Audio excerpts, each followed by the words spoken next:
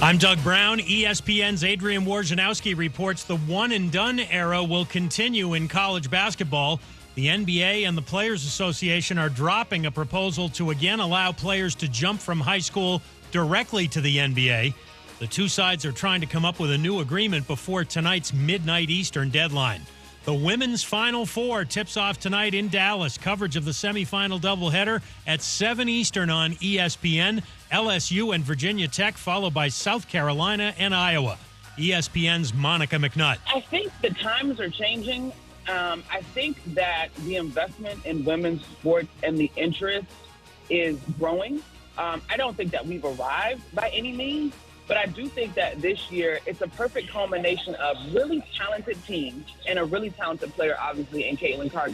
Monica McNutt on KJ and Max. Purdue center Zach Edey is the Associated Press Player of the Year. He grew up in Toronto as a hockey and baseball player. A championship team is about each player being a perfect fit. Same with your vehicle. So for parts that fit, head to eBay Motors and look for the green check. Stay in the game with eBay Guaranteed Fit. ebaymotors.com. Let's ride. Eligible items only. Exclusions apply. In the heart of Beer City, USA, two men, one journey to create a sports show unlike any other. Unfiltered, raw, and honest. One of them played a soccer goalie opposite Ben Stiller. The other once scored 6 points on Steph Curry. These guys know their shit. Let's go! Tank Spencer, Jeremy Greene, the Sportsocracy. Presented by Ingles Supermarkets. Low prices, love the savings. And Fred Anderson Nissan of Asheville. And welcome in. It is the Sportsocracy on ESPN Asheville. 92.9 FM, 880 AM, and 1400. It is a Friday edition. Oh, it's been like a long week, and I feel like we've had a short week. We did. We were off yesterday. I know, but it's still been a long week. I feel rested. It's time to unwind. My hair is on point. Got all of the things. The hair is on point, oh, yeah. And that's why it's tucked up under the ball cap. Well, okay. If I you had got hair, part of your I way. would let it flow. You got part of your way, and some of it went away. Now it's trimmed up. It's nice and ready to go. Draft season, let's go. It is draft season, and this is the Sportsocracy on ESPN Asheville, 92.9 FM, 880 AM at 1400. We're heard everywhere on the iHeartRadio app, seen everywhere on YouTube. Just go to thesportsocracy.com, click that live video link, subscribe to the channel. Don't be don't be taken aback so much when you open up the feed here and see Casper the Friendly Ghost on the other side of me. What is going on with your face on the stream? It's the lighting in this room. You know what? From now on, I think we just turn all the lights off. You look like, I guess, in honor of WrestleMania coming up this weekend. Did you dress up like Sheamus today? Because that's what you look like. Look, you calling me pale would be like you calling me short. Because your pigment is clear. If you ever have an infarction, I will know because I will see it running up the veins in your arm. Oh, absolutely. You can check out those arms. I went to the doctor the other day, and they were like, "Whoa, those are some veins right there." I have to search for the veins on my arms. Anyhow, it is. Look, it's going to be a fun Friday. We got all the Draftmas content. We're going to continue to talk about the team needs for some of the teams in the NFL draft coming up. We were pumping out mock drafts yesterday. We thank all of you for checking those out. There will be plenty more coming up over the weekend. Some of them with a different face in the tanker's chair, a much more attractive face. I can definitively say that. So we're just doing stuff. We got the Steelers, the Packers, and the Eagles to talk about today. So we're back on the side of teams with the most draft capital. We're right in the middle. We're right in the middle? Yeah, I looked at the teams with the most, and I went, we just did a mock draft for those three, and I don't want to. And my name's on the door. So I audibled. So you audibled. Okay. Yep. All right. So those are the three most interesting teams in the draft. Okay. All right. Steelers, Packers, Eagles. We'll talk about them coming up in the following 3 hours of the program. Also at the top of the 4 o'clock hour, it's time for another breakdown of at ESPN Draft Nerds draft classes, top 13s, and today it's cornerbacks. And then the daily draft at the top of the 5 o'clock hour. We get to do corners from the last 6 classes, going back to 2018. Jeremy's got the first pick because he knows if he doesn't, he's not going to get his boy. And I will bet you that my first pick is a little saucy. Indeed. I like how you did that. Got that dog in I it. thought you were going to say spicy at first, and I went, oh. I thought you were it's- throwing an audible there. No, yeah, I mean, you want me to go like Carolina Panthers and just full on tell you who the number 1 pick is going to be? Because I can do that right now. So we'll do the daily draft at the top of the 3rd hour of the program. And other than that, it's going to be a Threadbare Friday. Bingo. Or I like alliteration, so we can call it the fine cloth Friday. The fanfareless Friday. Because I think everybody just went, you know what? We're going home. We don't want to do anything for the rest of the week. There's not a whole lot going on in the NFL. Obviously, the Final Four is coming up this weekend. Jeremy will have his picks of the day for the Final Four coming up for you at the end of this hour. When the cover photo on ESPN.com is a pro wrestler and how his family has taken over and molded professional wrestling, that's a really good sign of. And there ain't a lot to talk about today. Ain't a lot going on. I mean, Major League Baseball, that lasted for what? It gave you the day. We gave you a day. You put Shohei Ohtani in Oakland, and nope, don't care anymore. That was fun while it lasted, wasn't it? That was like summertime in Canada. You just run out to the pool, splash around for 8 minutes, and it starts snowing. Major League opening day yesterday. The Atlanta Braves getting the win here on ESPN Asheville. You can hear the Braves all season long. 92.9 FM, 880 AM, and 1400. You know what? Let's get into it here. Throw in the YouTube comments all of your suggestions for what you'd like to talk about today. We already have one topic thrown out by Sloan Jordan. We'll get to that in just a second. Time for the opening drive, though. The opening drive is always brought to you by Fred Anderson Nissan of Asheville. 629 Brevard Road is the address. Just go by the showroom, check out their certified pre-owned vehicles, or, of course, brand spanking new ones. You can hook yourself up with the latest, the greatest, the safest cars on the road. There is not a feature that my 2023 Pro 4X Nissan Titan doesn't have. And I'm going to be honest with you. I've officially come to the desert sand part of the team, and the one I'm in now. You like the brown one? Yep. That's the one I like. It's nice and comfortable. Got the seats that apparently you cannot stain in spite of the fact that I did try. I realized you just wipe it off. It's fine. Interesting. And I think they did that on purpose. And you can find out just exactly how convenient and comfortable this truck is. Go to 629 Brevard Road. Tell them the formerly fat guys of the Sportsocracy sent you. That's right. And when you mention the Sportsocracy, they will give you a $250 bonus on your trade-in just for mentioning that you're a part of the family. And if you're listening, if you hear the sound of my voice, yes, you are considered family here. Hey, wasn't that a restaurant slogan? Oh, yeah, you can't do that because Jimmy Kimmel owns that now, isn't it? Jimmy Kimmel owns what? The when you're here, your family. Oh, good Lord. Yeah. Anyhow, it's worth a Google. It's an interesting little lawsuit to look up on. Anyhow, let's get into it here on a Friday. Sloan Jordan, he mentioned for a topic today. He said, screw it, let's get weird. Pick an athlete, any athlete from any sport, doesn't matter, and pick what other sport you would like to see them do besides the one that they play. That's an interesting thought. I'm sure a lot of people's minds will go to LeBron James because there was all that talk about him going to the NFL and playing tight end. I'm good. God, could you imagine? Frankly, could you imagine LeBron James anything, flopping on an NFL football field? Anything that gives me more LeBron James, I'm out. I don't care what it is. I am Seacrest out. Yeah, he's got enough opportunities. Nope, I'm good. But there is a little rumor. There is a rumor going around. There's a little rumor. It's picking up some traction, and it may possibly be one of the dumbest things I've ever heard. Okay. Go ahead. So the rumor is that if it comes around to the NFL draft and sitting at number 5, the Seattle Seahawks are on the clock, and there's a certain quarterback still on the board, that they would not pass it up. According to some sources being reported out there by various media outlets, Seattle Seahawks are all in on Anthony Richardson. Apparently, they went down to the pro day yesterday. They were watching him, to go through his workout.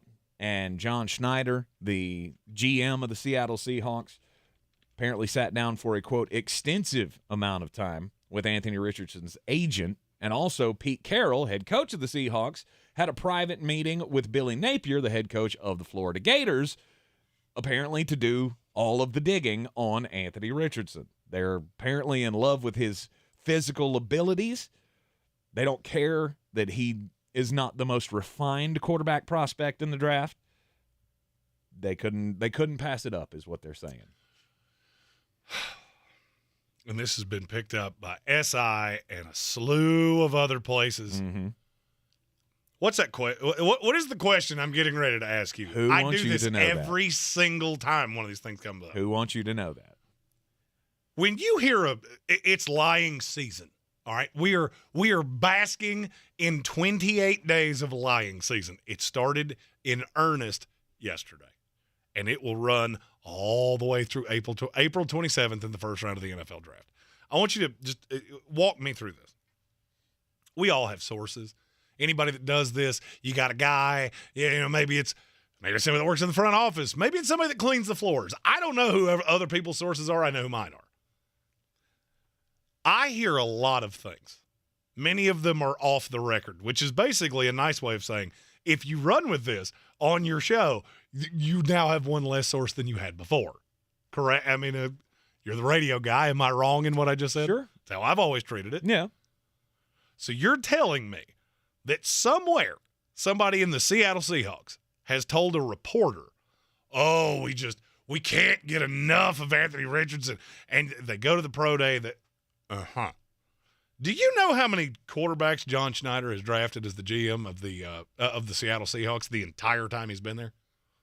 3. It's 2 in 13 years. Russell Wilson was 1. I was going to say, when you got Russell Wilson, you don't need to look for another quarterback. Well, he didn't have Russell for 2 of those years. He took Russell in the 3rd, and he took Alex McGough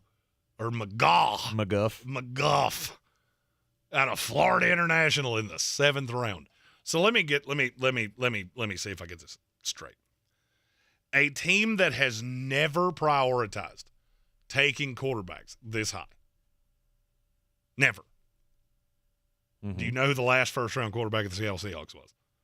Rick Myrer? That's exactly right. Do you know what year that was? 1993. Yep. I was still legally allowed to poop my pants in public, and it wouldn't even ruin the day. All right? So you're telling me that they have now come off this philosophical principle for Anthony Richardson. Mm-hmm. Yeah, that to me screams, hey, if you want Anthony Richardson, you should trade up in front of us because we don't feel good about Jalen Carter, so he's off our board. And we really want Will Anderson. Or we're not, willing to take him at 5. We'd be willing to take him later. I mean, yeah, if he falls to 20. Then, yeah, and all of a sudden red flags, who cares? Is this the scream to the Tennessee Titans? I mean, this is the scream.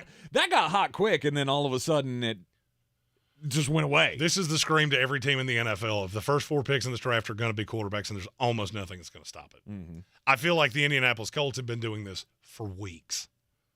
For weeks of, we feel great about Anthony Richardson. If you want him, you have to get up here in front of us. And that's weird. If they were in love with a guy, you think that probably wouldn't leak out of the building, right? I mean, it's in theory. Maybe. This is kind of like people that commit crimes. All right? Nobody just walks up to you and goes, hey, you know what I'm going to do tomorrow? I'm going to knock off the bank. No, they just do it. If they're really serious, they just do it. Carolina, they've said nothing. They traded up to 1. That's where we're going. Houston Texans, they've said nothing. But you know what we all know universally? They're taking Bryce Young. If C.J. Stroud's not the pick at 1, C.J. Stroud's the pick at 2. Mm-hmm. That's your 1 and 2. The Colts have made it absolutely known to anybody that will talk to them. Oh, yeah, we love Anthony Richardson. Great player. That screams to me you really, really, really, really, really, really want somebody to jump up in front of you, take him at 3. So then you could, Will Levis was the only one left. Right. Meanwhile, in their draft room, everybody goes, woohoo! Yeah. He was the number 1 on our board the whole time. We got the guy we wanted the whole time. You'll hear that immediately. And it may be true because that was the first quarterback that we heard they were in love with. It's the only quarterback I've definitively heard they're in love with. Mm-hmm. It's so easy to cut through that it's pathetic, and people fall for this every single year. So this got me down a rabbit hole. Over the last 20-plus years, which even goes back to before I started doing this, we've had a few classes that had a handful of quarterbacks. Mm-hmm. There's a big common theme with virtually every one of them. And after the break, I'll tell you what that is. You're in the Sportsocracy, and this is ESPN Asheville. Everyone's heard about the housing market and this being the best time to sell a house in years. But the same thing applies to cars. Whether you're looking to buy a car, trade in, or sell that car in the driveway collecting dust, Fred Anderson Nissan of Asheville wants to buy your car. They have 2 on-site managers that work with Kelley Blue Book to give you top dollar for your vehicle. You can even have your car appraised instantly at AndersonNissan.com. Stop in and visit them today at 629 Brevard Road in Asheville or call them at 828-365-1663. There's a lot of talk about heroes these days. Hey, buddy, you want to go fishing? The folks in the funny outfits with superpowers and spandex. All right, buddy, let me help you. But at Ingles, we know that a lot of our heroes Now you look like a pro. are a little closer to home. They're the ones who give us what we need for those everyday adventures. That's why we look up to the ones who look out for us. Don't forget your fish food. Catch a big one. Ingles. See you later, Dad. All the ingredients for family. I believe real estate isn't about properties. It's about people. I'm Clarissa Hyatt-Zach with eXp Realty, serving all of Western North Carolina. Navigating the home buying and selling journey can feel overwhelming at times, and that's why having an agent who cares about you and your needs is key. I'm a native of Western North Carolina, and I close over a home a week. I'm an expert in the market, pricing my sellers correctly to net you the most money, and working as a skilled negotiator for my buyers. Please give me a call today at 828-774-6343 to set up a complimentary market analysis. If cleanliness is next to godliness, look around the car right now. Is that very godly? Look, life comes at you fast, but so does WBNC Auto Detailing. They have the tools to make your interior look like it's coming off the showroom floor. You don't believe me? Check them out on Instagram. All that filth and years of stains disappear. WBNC Auto Detailing does full interior and exterior details with paint correction, and they do wax and ceramic coatings. Call WBNC Auto Detailing at 455-3700. Premium care with a Southern hospitality touch. Cleaning the inside of your house is easy, but the outside is where most people need a little help. WNC Wash Pros are the highest rated exterior cleaning company in North Carolina with a 100% satisfaction guarantee. Whether you need your walkways pressure washed or the outside of the house scrubbed clean, we will kill all organic growth to preserve your paint and extend the life of your roof with our gentle and soft approach. Call us at 828-560-WASH or visit our website at WNCWashPros.com for a free estimate today. I'm Martin Hoke, the inventor of Navage Nasal Care, and I love Navage. I've told you about how your nose is the body's air filter, that Navage's powered suction will help flush out allergens, viruses, mucus, and germs, and that Navage will help you breathe better. But what do other people say about Navage? Like Josh, quote, "After walking around my whole life being a mouth breather, I was excited to try Navage. I read the directions carefully, pressed the button, and oh my gosh, what a sensation. So much mucus, so much crud, but oh sweet, merciful air, I can finally breathe you through my nose. Never have I ever taken such an amazing breath in my life. This is a life changer," unquote. He's one of over 100,000 online reviews praising Navage, the all-natural solution trusted by over 3 million people to help you breathe better, sleep deeper, snore less, and stay healthier without drugs. Navage is available at Walmart, CVS, Walgreens, Target, Rite Aid, and online. Navage, Navage, clean nose, healthy life.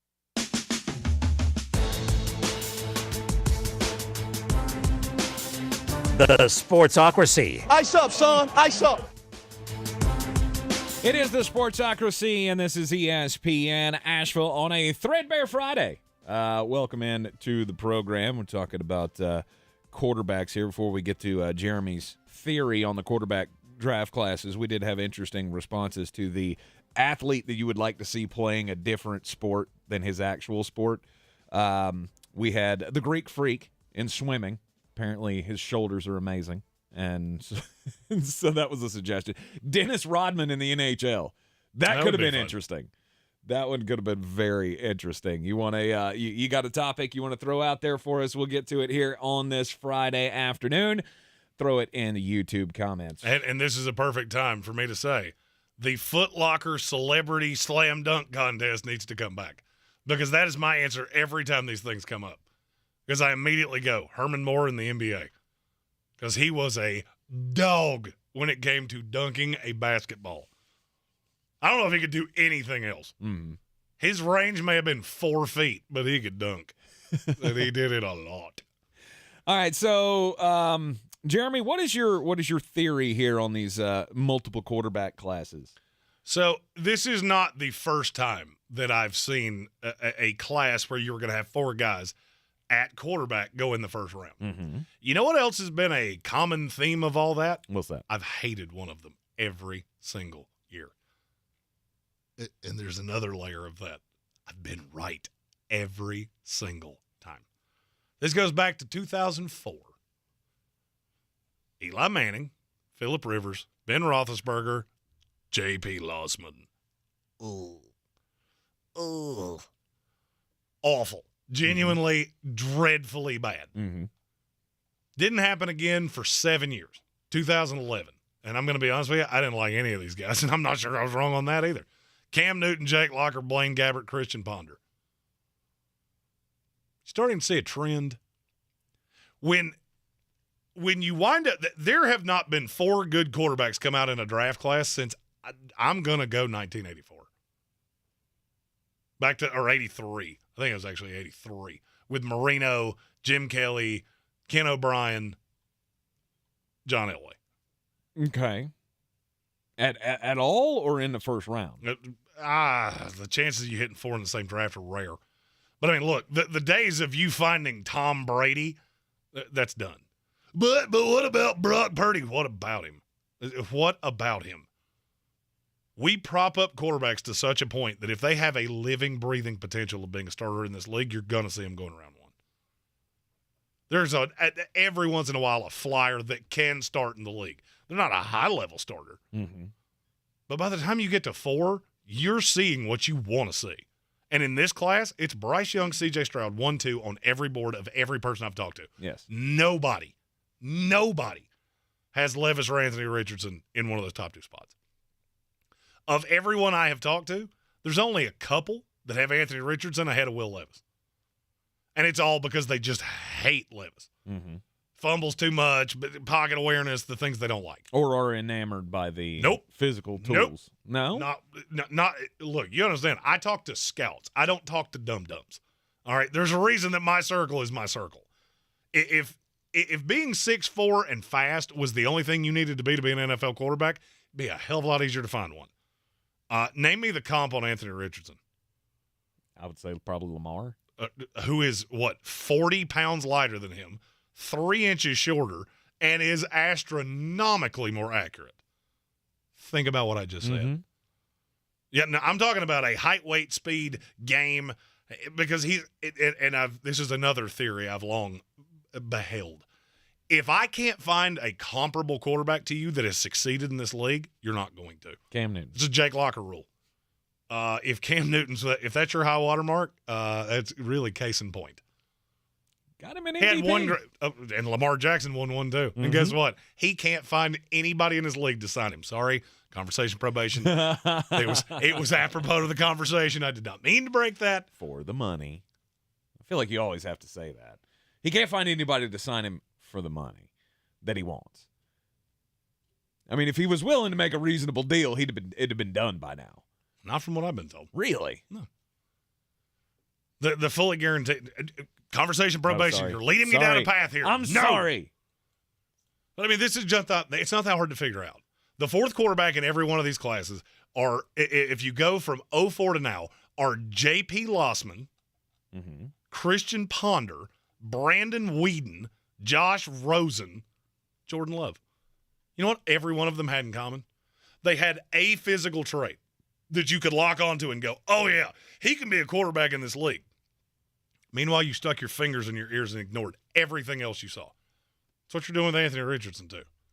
That's the only way you look at this. That or you're blindly comparing him to Jalen Hurts, and the two of them are so wildly different that, and I would be remiss if I didn't point out, he does have the best roster in the NFL around him. Don't think Anthony Richardson's getting that with the Indianapolis Colts or the Las Vegas Raiders. One of these quarterbacks is going to fall, and I kind of think it's Anthony Richardson. Okay. Usually it's whichever one that things get the loudest on. I mean, you remember when Josh Rosen was going to go number one? Oh, yeah. And do you remember who told you that's not happening? Yeah, that's not happening because I've yet to talk to a team that even likes him. And that wound up being Baker Mayfield. Mm-hmm. And I'm sure somebody will say, well, two of those classes, all the quarterbacks were bust. I'm not saying that's not possible. I don't think it's going to happen here. I think you're going to get one all-pro level quarterback. It's one of the two that go 1-2. Mm-hmm. The other's going to be a very good to very, very good starter. And then Levis is the wild card, and Anthony Richardson, I would almost stake my reputation is not going to be a high-level starter in this league. Give me an example of a quarterback that was that inaccurate that then went into the NFL and was all of a sudden, it's weird. The level of competition went up, and all of a sudden he got more accurate. If I hear one more Dan Orlovsky person say, well, it's not that he's inaccurate. His receivers were awful. Oh, really? Compare his to Will Levis's and let's talk. He's got an offensive lineman going in the top 20. Mm-hmm. Will Levis may not have one that would go in the first 20 rounds of the XFL draft. So if you want to go down that rabbit hole, you're not going to like how it ends. In the age of the more mobile quarterback, though, I mean, I understand the appeal of a guy like Anthony Richardson. And I think there's something to be said for Seattle. I mean, I heard Colin Cowherd say this on his show earlier today, and I think there's a little bit of a nugget of truth or a little bit of possible truth in maybe Seattle does want Anthony Richardson. And maybe Pete Carroll's looking at this as like this will be my last chance to try to get one. No, we haven't had one high in the draft before, but ever. But I am Pete Carroll firmly believes, and John Schneider is of the same belief, that if I have a really high-level game manager in our system, it will work. Now you're telling me that you got gifted, absolutely gifted a top-5 pick for a quarterback that was over the hill and 90% of the league knew it. And now you're telling me you're going to use that on a quarterback that is Anthony Richardson is the $100 scratcher you buy at the gas station. Mm. Like, I've got one U.S. $100 bill, and I'm putting it all on that. And I'm going to hope it gives me $10 million. But can I not run sort of the same kind of a scheme with Lamar Jackson and Jalen Hurts of a run-heavy offense, multiple kind of looks, RPO kind of scheme? Both of those quarterbacks were 8 percentage points more accurate than Anthony Richardson was for any 4-game stretch of his career. I get it, but maybe Seattle says we can take this guy, we can put him behind Geno, and Geno's not a long-term solution. No, you know who's a long-term solution in Seattle? Hendon Hooker, and it makes a lot more sense. Okay, makes a lot more sense. Fits the scheme better. This is one of those times. And I told you this with the Mac Jones thing back in the day with San Francisco. Doesn't make any sense. Mm-hmm. If that math don't math, it's real easy for me to go, this is total nonsense. You're blowing smoke to get somebody to do something. And that's what this strikes me as, is that Seattle has one premier player on the board. I firmly believe it's Will Anderson. They know the only way that he falls to them is if 4 quarterbacks go in the first 4 picks. Cool. I got to find some way for you to do something you don't want to do, and the way for me to do that is to make you think I'm going to take Anthony Richardson. Yep. So you can get the Indianapolis Colts or the Las Vegas Raiders or whoever. We don't want the Colts to move. You want somebody to move up to 3 with Arizona because that's the wild card. Now, my question is, what team is going to do that? And there's the one that shall not be named if you're just really desperate for a quarterback. Right. And Tennessee. Those are the 2 that I look at and go, you could make a movement. I don't really understand why you would do it. But if I'm Seattle and I've got one premier player on the board, then it's Will Anderson or I trade out. Okay. All right. And if there's not a quarterback there, what am I trading out for? It's always an important exercise to go through when you hear news at this time that one team's really interested in such and such player. Ask yourself the Jeremy Greene golden rule. Who wants you to know that? Exactly. You are in the Sportsocracy, and this is ESPN Asheville. We'll be right back. Get just a bit outside. This is your Exergen Temporal Scanner weather forecast on ESPN Asheville. A high wind watch is in effect from late tonight through Saturday night, with some of the gusts out of the west potentially hitting 50 or even 60 miles per hour. There also will be some showers popping up tonight with a low dropping down to 57. Some more rain will fall early on Saturday, then during the afternoon, gusty winds and a high reaching 73. Clearing takes place tomorrow night. It'll still be windy with a low down to 36. And for Sunday, mostly sunny with a high close to 67 degrees. I'm Jeff Marr from the Weather Channel. This report is sponsored by Taco Bell. Beefy Crunch Burrito or Cool Ranch Doritos Locos Tacos. Rewards members can vote once daily in the Taco Bell app until April 12th to help bring back their favorite later this year. For a limited time at participating U.S. Taco Bell stores. Decide your side. Download the Taco Bell app and vote today. Don't miss the factory authorized clearance at Sonny's Camp and Travel. All 2022 RVs must go. Look for the blue tags with clearance pricing up to 40% off on America's favorite brands. Hurry. When the tags are gone, so are the savings. Get 40% off at the factory authorized clearance at Sonny's Camp and Travel, a Blue Compass RV company. Visit Sonny'sRV.com. Example 22 Braxton Creek Free Solo, number SI 1026, MSRP 22222. See dealer for details.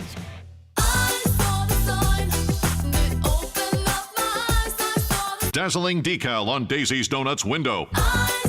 Bold banner at Barry's Barbershop. Prominent poster at Penny's on Park Place. This is your sign. Well, signs. To try Staples and see the difference. Get $15 off signs, banners, and posters when you spend $75 or more. From Staples, and I couldn't miss it. Ends 4/15. Visit staplesconnect.com/printbig for details. My ride smells just right, just right, just right, just right. Y'all gotta try that Febreze car. Just right, just right, just right. Yeah. La la la la la. With up to 40 days of consistency. All over Febreze car clips right on your vent. You know my car's my happy place. Keep that smile on my face. When it smells just right, just right, just right. Yeah. Breathe happy Febreze. La la la la la. For more information about contests on the station, log on to espnavl.com. Since man created roads, they've been looking for ways to get off-road and vehicles to take them there. That's where Outlaw Off-Road comes in. A premier off-road center for Jeeps, trucks, and SUVs with a complete lineup of off-road and overland services, including maintenance and repair to make your vehicle all that it can be. Check out their location right here in Western North Carolina at 85 Avery Creek Road. Call them today at 828-974-8480 or visit them on the web at theoutlawoffroad.com. Tired of getting dinged by monthly fees on your checking account? You need Simple Checking from Home Trust Bank. With Simple Checking, you get all the essential checking services for free, including 100% online access and a free Visa debit card. It's everything you need from a checking account, but no hoops, no surprises, no monthly fees. Stop by today or call 800-627-1632. Simple Checking at Home Trust. Ready for what's next. Member FDIC, Equal Housing Lender.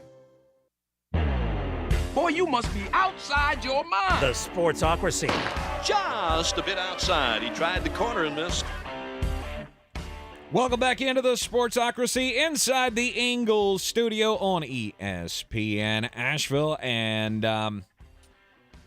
you got the interesting quote that was published out today from John Mara talking about Brian Daboll in New York. Apparently, he's pleased with the progress that Brian Daboll made in his first stint with the New York Giants, getting them to the playoffs last year and building on things. He says in a Sirius XM NFL radio interview, he said he doesn't want Brian Daboll to get too full of himself. Basically. Says we kid him. I mean, right now he's Bono walking around New York City. But I've told him, I've said, in this business, it doesn't take long to go from Bono to Bozo. So don't get your head too big right now. But he has been great. There's no question. Give it to somebody's Meemaw. Give it to somebody's Meemaw. He won the Coach of the Year award for the interesting turnaround that they had in year one. Now, Is that really a risk? Do you think Brian Daboll's a guy that will get too full of himself and put it in cruise control? No. I also was told he was the first one to crack a beer at the owners' meetings. That's awesome. That it is, and it was apparently like 11:15 in the morning. Yes. Yeah. Was this like in the middle of a Roger Goodell speech? He was like, "Shh." That would be the great. And he's just sitting there with his can like, what? What? Only one? First time? All right. Brian, we don't allow domestic lights before lunch, at least at the owners' meetings. Not at the owners' meetings. Name's on the door. Let's go. Is there a game today? Didn't think so. What are you, a cop? I have learned in the last week that apparently UConn is the most superstitious school ever. Okay. Dan Hurley, the coach of the Huskies. Mm-hmm. Do you know he's wearing the same pair of underwear for all 4 of these games?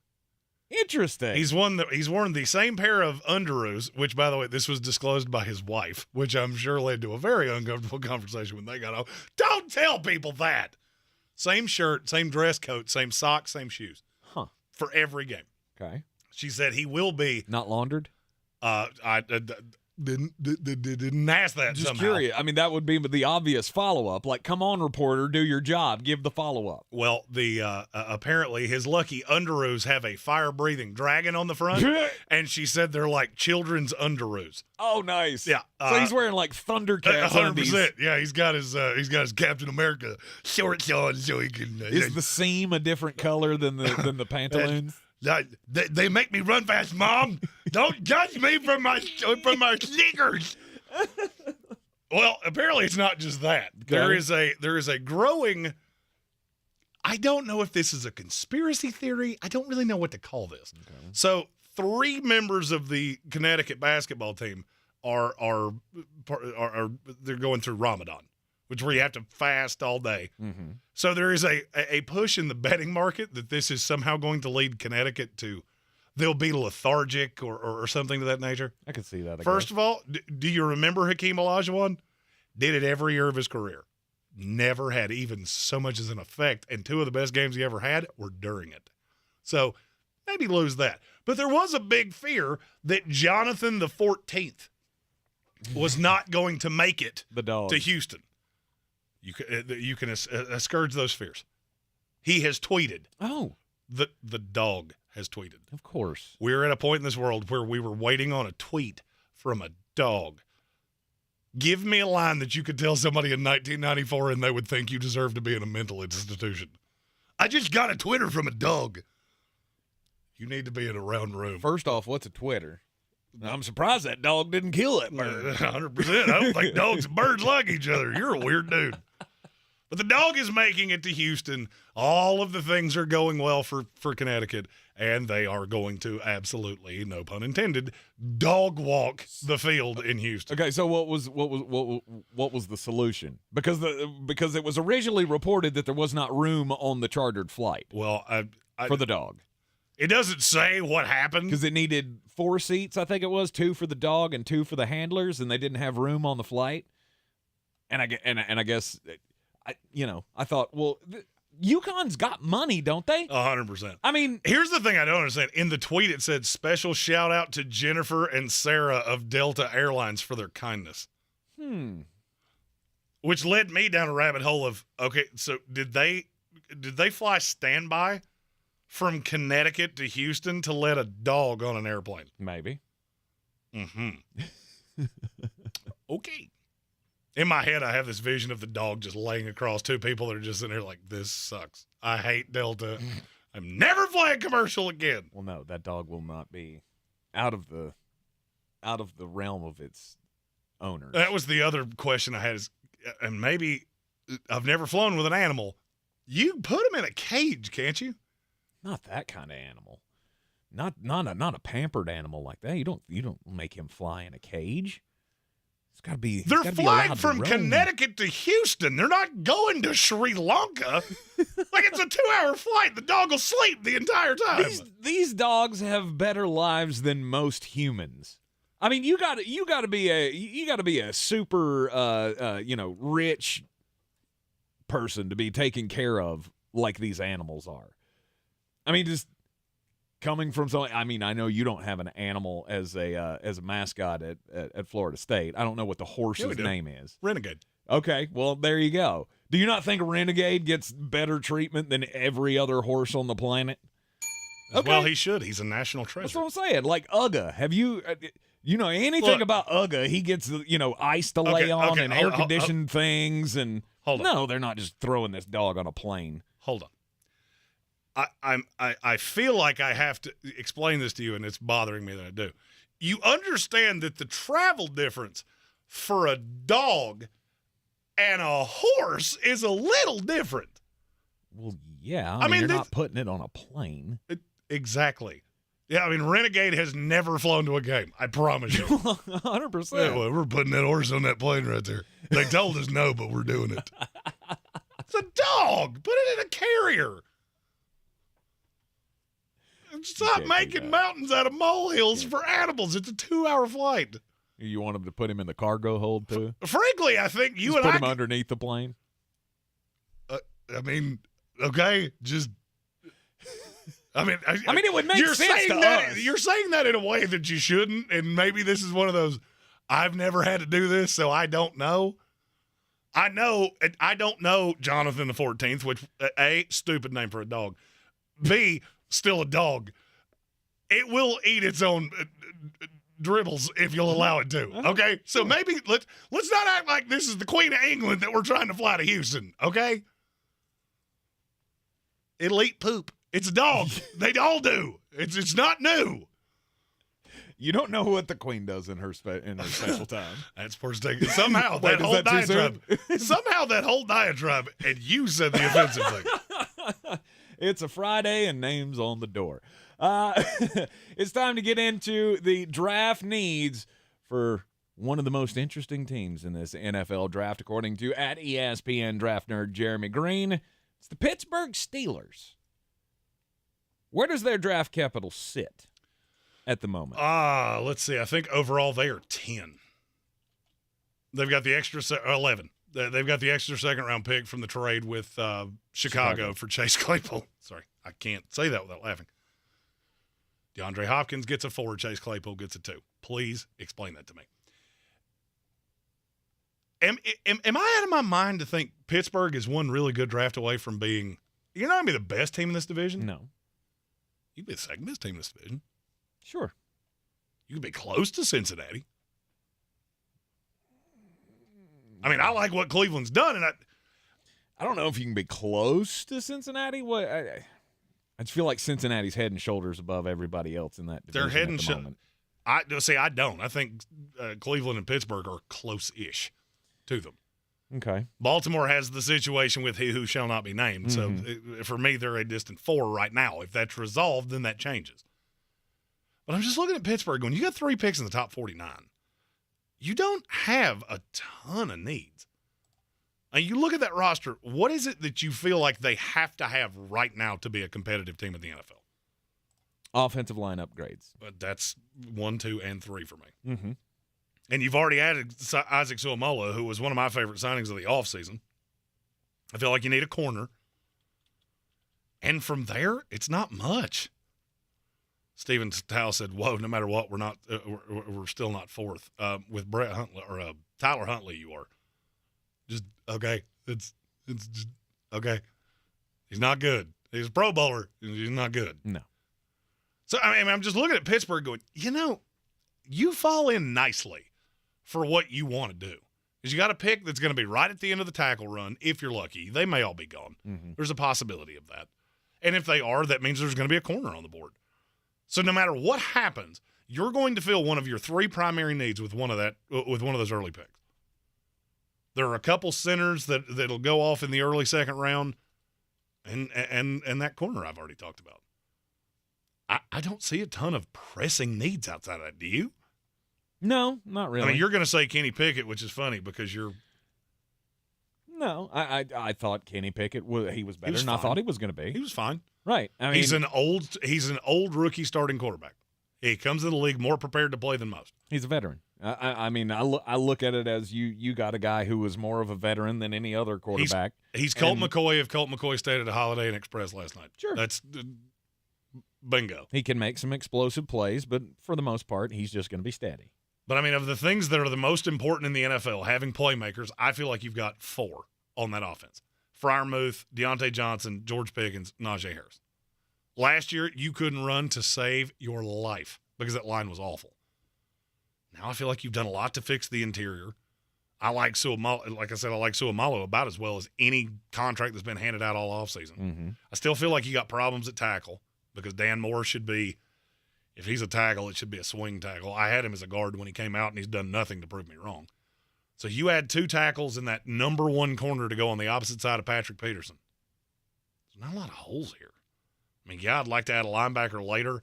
It'd be nice if I could find a nose tackle because I don't feel like you have a true one of those on the entire roster. Other than that, this roster is really good. I got playmakers. I got pass rushers. I got a serious playmaker in the back end with Minkah Fitzpatrick. This is a good roster. Mm-hmm. Stephen Tow's taking offense to what I said about the Ravens. It's not a slight. I could argue this is the second best division in the league. But for why? Why do you take exception to that? Well, you think your team is because people think Tyler Huntley's better than he is. Well, he's not. I mean, he had a couple of good spot starts 2 years ago. I will go this far. All right, I will go this far. If he who shall not be named resigns in Baltimore, there is not a bad team in this entire division. It's the only division in football I can say that about. I could get down with that. Sure. So I mean, it's not a slight. You'd probably be the betting favorite in the NFC South by quite a bit. But this is a good division, and it's going to be old school AFC North football because most of you can run really, really well. Most of you are from somewhere between good to very good defensively, and I just don't see a lot of holes on this Pittsburgh roster. And I feel like if there's any team that can trade back and really hit what they want to do, it's Pittsburgh. So I had them trading with Philadelphia in my last mock draft. Bijan Robinson sits there. Okay, yeah, I'll take the extra second-round pick to move down. I'll build this talent base. I don't have a ton of needs. Mm-hmm. I can even kick it into the future. Bob Brown had said that of we don't want to give it the 2 this year. Okay, I'll take it next year. It doesn't worry me because I don't have pressing needs. This is the reason Pittsburgh's been good for this long. Last year, this team wasn't good, and yet they still finished respectably. Mm-hmm. Is there any path they're not better this year? No. Because I don't see it. No. Patrick Peterson's better than any corner that was on this roster last year, fact or fiction? Yeah, I'd say fact. I would say fact. Probably going to add another one, young guy that can learn from Patrick Peterson in a year or 2, take over as the one from him. That's what smart teams do. Mm-hmm.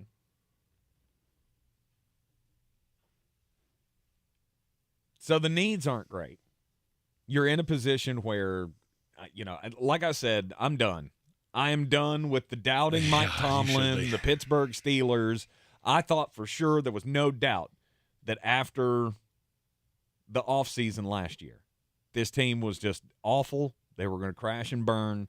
You tried to tell me all season long Mike Tomlin always finds a way, and sure enough, he did. So I'm done. You're a 9-8 team, and maybe you can be better. I'm not sure they're not better than that. It's hard for me to find the path. With as tough as that division is, I haven't looked at their whole schedule next year to see what division matchups they have and all of that. This could be the least fun to watch good team in the NFL that you've ever seen. They lean heavily on Najee. Mm-hmm. I was heavy on him going into last year. I'm going to be heavier on him going into this year. You protect Kenny Pickett, maybe add another weapon. That would be a day 3 need for me. I would like to add another receiver. I'd like to add another linebacker. And I'd like to have a little depth on that interior because you're really thin behind the 3 starters. Mm-hmm. I mean, a lot of that's luxury. A lot of that's depth. And I don't see many quote-unquote mediocre to bad teams that I can say that about. And that's where I was at with Pittsburgh, and I'm even more so that way this year. Mm-hmm. Stephen Tao throwing shots. 9-8, the black and gold standard. Well, I mean, it is. Well, I mean, in fairness, he's entitled to it. He's a Ravens fan. Well, of course he is. But I mean, that's like me throwing shade at New England. Right. But of course, that's the narrative of Pittsburgh Steelers haters of, oh, they're so great,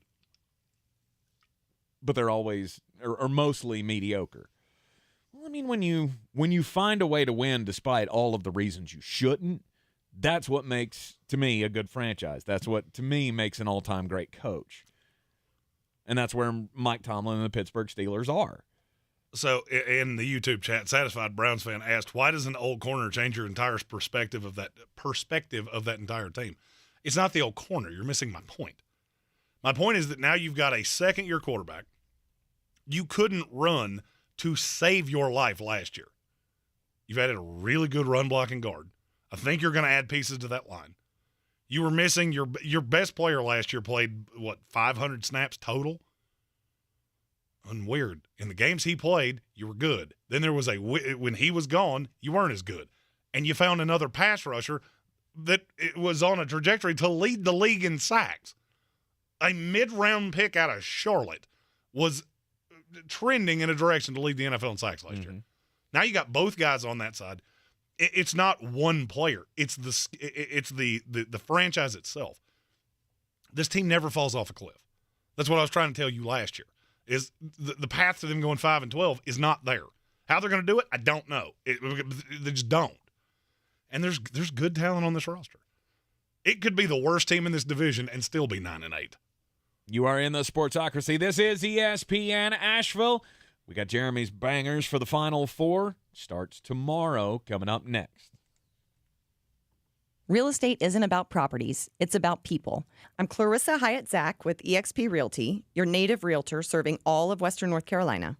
I will work hard for you, and I believe in doing the right thing every time. I market each of my listings to reach out-of-town buyers. I use a professional photographer and drone video on every single listing, as well as collaborate with agents across the country to find your buyer. Check me out online at clarissasellswnc.com or give me a call at 828-774-6343. It would be my pleasure to assist you through the real estate process. When I finally drove the old car into the grave, I knew there was only one place I was going to go. Fred Anderson Nissan of Asheville, home of the family plan. And yes, they treat you like family. I went in, told them what I was looking for, told them my budget, and in no time, I was signing the paperwork on my certified pre-owned vehicle. They have the area's largest selection on quality pre-owned vehicles and certified Nissans. They go through a 167-point inspection, so you know it's not going to let you down. They gave me the Carfax report, so I know the history of my vehicle. And the Fred Anderson family plan gives me things like oil changes and car washes and loaner cars if I have to have major work done on the car in the future. For me, buying a car has always been an intimidating thought. But the folks at Fred Anderson Nissan of Asheville made it super easy.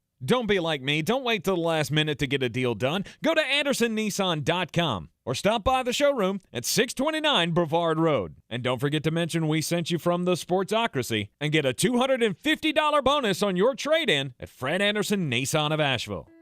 It's time to discover the convenience and time savings of contact-free pickup with Ingles Curbside. Just visit shop.ingles-markets.com or download the app. And your Ingles personal shopper gets to work with specialized training on how to select the freshest items for a pre-scheduled pickup. They'll even text you with updates. You pull up to a designated space and your personal shopper delivers your items right to your vehicle. Fresh, fast, and affordable. It's all in the bag. Ingles. Low prices. Love the savings. Unlike other health concerns, mental illness is not always easy to see. Depression won't show up on an eye chart, and you won't find PTSD by looking at a thermometer. Sorting out a mental health concern takes professional diagnosis and treatment. Anxiety won't just go away under a bandage. If you or a loved one has a mental health concern, call 1-800-662-HELP for free and confidential information and treatment referral. Learn more at samhsa.gov/support.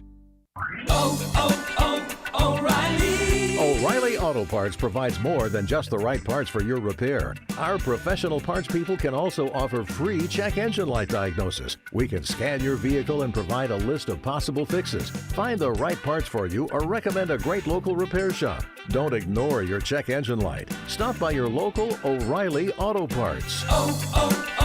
O'Reilly Auto Parts.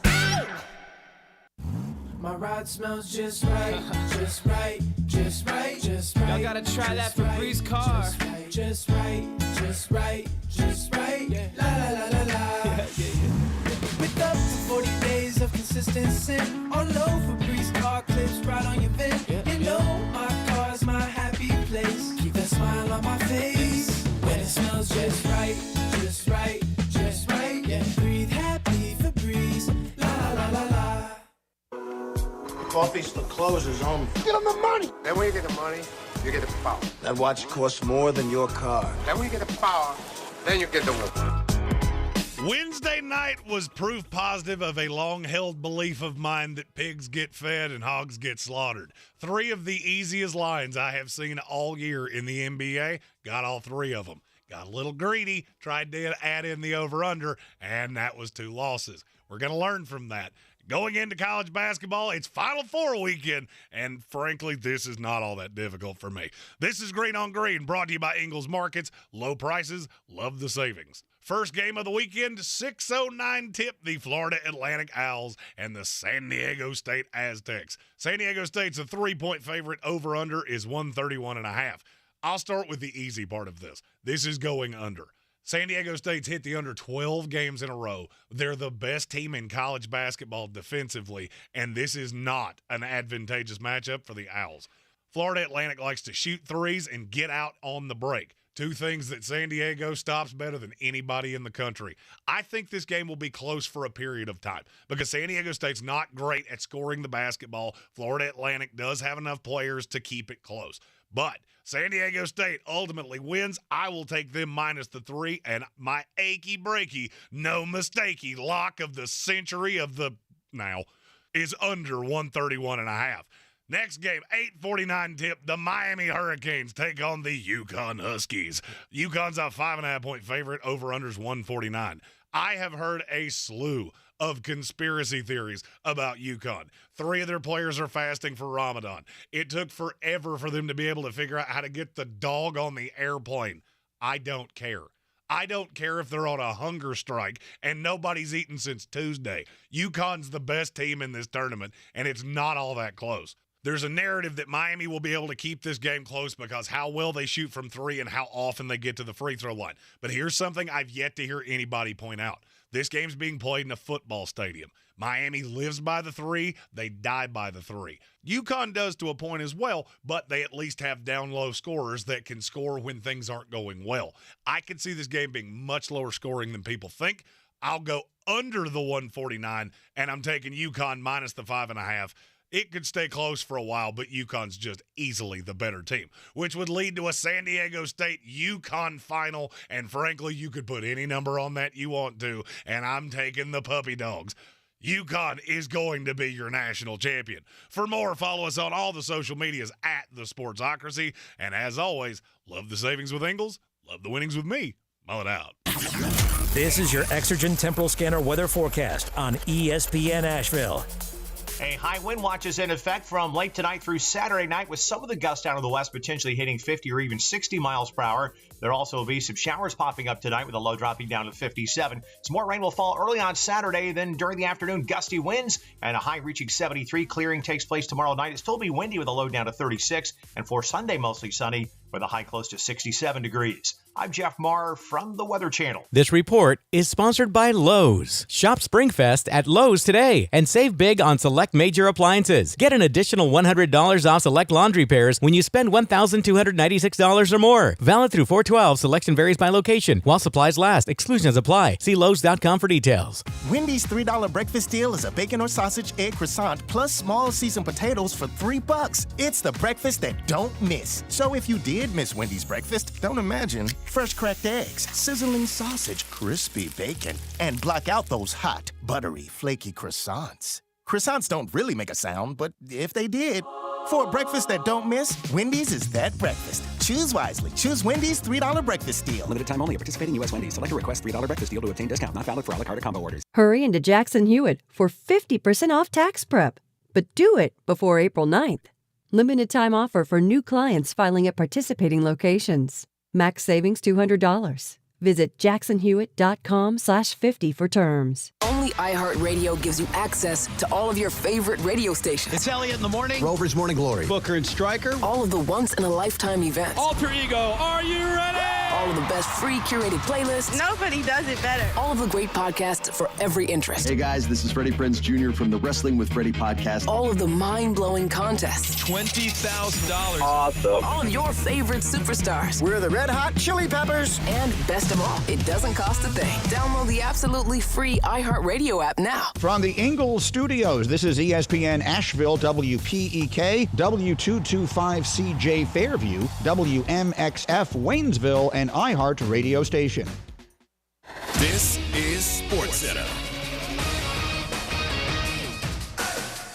I'm Doug Brown. Negotiations continue between the NBA and the Players Association. They face a midnight Eastern deadline to reach a new basic agreement, or either side could opt out of the current deal after this season is over. Big weekend for college basketball, and it tips off tonight with the women's Final Four in Dallas. Our semifinal coverage starts at 7 Eastern on ESPN with Virginia Tech and LSU, followed by Iowa and South Carolina. The men's Final Four starts tomorrow in Houston. ESPN's Seth Greenberg. Connecticut is the most complete team. They've got to go out and take a national championship by getting it done on the court, by basically staying true to their habits and their identity. They are the hardest playing, toughest team in a lot of ways in the country, and I believe they'll end up cutting down the nets. Seth Greenberg on Get Up. An MRI on Timberwolves center Naz Reid shows a fractured left wrist. He'll be out indefinitely after getting hurt against the Suns Wednesday night. Cardinals catcher Wilson Contreras will have more testing on his right knee. An MRI came back clean. When you're trying to hire and fill open jobs, the searching, screening, and interviewing can become its own job. You need Indeed, their powerful hiring platform that makes it easy to attract, interview, and hire quality people. Visit Indeed.com/credit.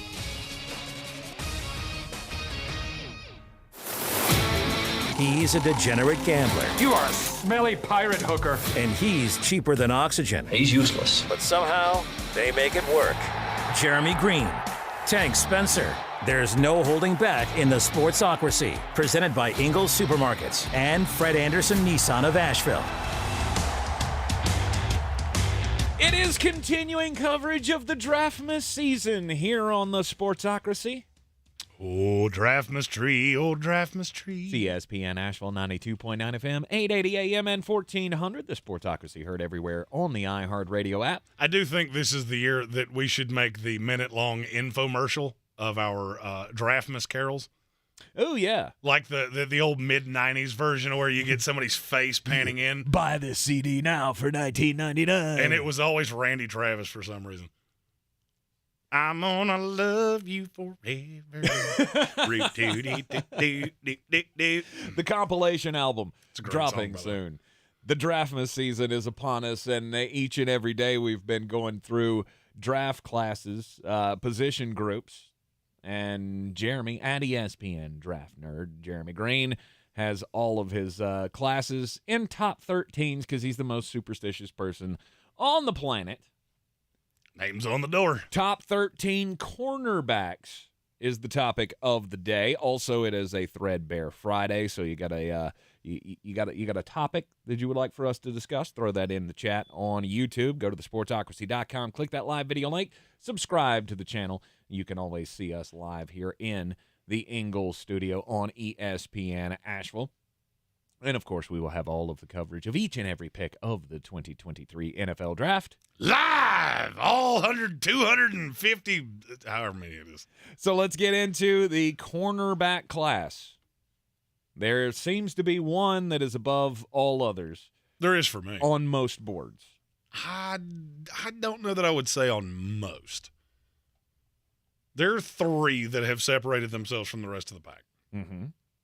Now, how you order those three, there's not necessarily a definitive consensus on that. But for me, number one is easily Christian Gonzalez out of Oregon. Now, I would be remiss if I didn't point out that he only had 1 year where he was this guy. Mm-hmm. He only had 1 year where he was the best corner in the class. And he really strikes me as I want him to be the Darrelle Revis type. I want him on an island. It's not that he can't play zone. He's just not as good at it.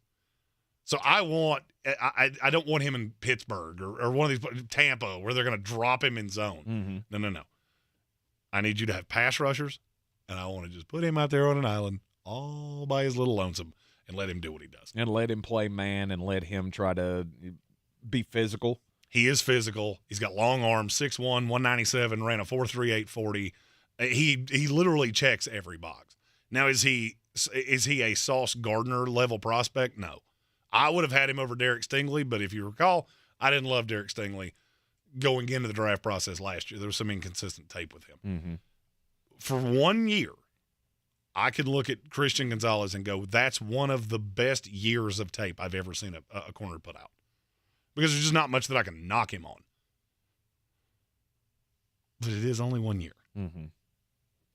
You would like to see more than that, but it's not an indication of whether he'll be good or not. No, and one of the things you have to understand, and this is something that I say a lot when we start talking about, especially in the draft season, is 15 years ago, he probably would have been a back into the first, beginning of the second. Because if you get the gigantic receiver, the 6'3", 6'4", 6'5" guy, I'm not so sure how well he's going to hold up against that. I only saw it once, and it was probably the worst tape he had. But even then, it's such a small sample size that I don't really know that he could have had a bad day. Maybe he had a very large bowl of spaghetti before they got. I don't know what happened to him. That was the worst tape he had. It could be an indication of things to come, though, because whoever that guy was, I don't know who you're referring to, who the tape was against, but was it against anybody that would scratch the level of a big receiver, big successful receiver in the NFL? No. I mean, and you don't see a lot of, there's not a lot of Calvin Johnsons in this league. The league's getting smaller, it's getting faster, and it's getting shiftier. This is exactly the kind of corner I want because the vast majority of number one receivers he's going to be able to line up against. And I think he will be a number one corner off the jump in the NFL. All right, Christian Gonzalez out of Oregon is Jeremy Greene's number one. I feel like he's number one on most boards right now. As you said, there are three that have separated themselves from the pack. Who's number two? Joey Porter Jr., Penn State. Had his visit with the Pittsburgh Steelers today. In other news, water's wet. You knew that was going to happen. Grass is green, and today is Friday. Look, Joey Porter is longer than Christian Gonzalez. He's taller, 6'2". He's just a little thin. Mm-hmm. It's 6'2", 190, ran a 4.46. He has all of the physical tools. I'm not as dead sold that he is going to be – he's not one I can look at and go, you're a definitive number one. To me, there is a little discrepancy between Christian Gonzalez and Joey Porter. Mm-hmm. A lot of people, I feel like they see what they want to see with him. You liked his dad, you know the name, and he did put up some good tape. He's really fluid. But then I start watching him, and I worried a little bit that in the NFL he is a player that could get run at because he is so thin. Mm-hmm. And he's not even just thin. He's wire-framed thin. What I mean by that is I'm not so sure he can add the weight no matter what he does. Bob Brown just said in our YouTube comments, you could see him transitioning to safety. I cannot say – I'm not to that point. I just think he's going to want to press guys in the NFL, and I'm not so sure that you are built to do that.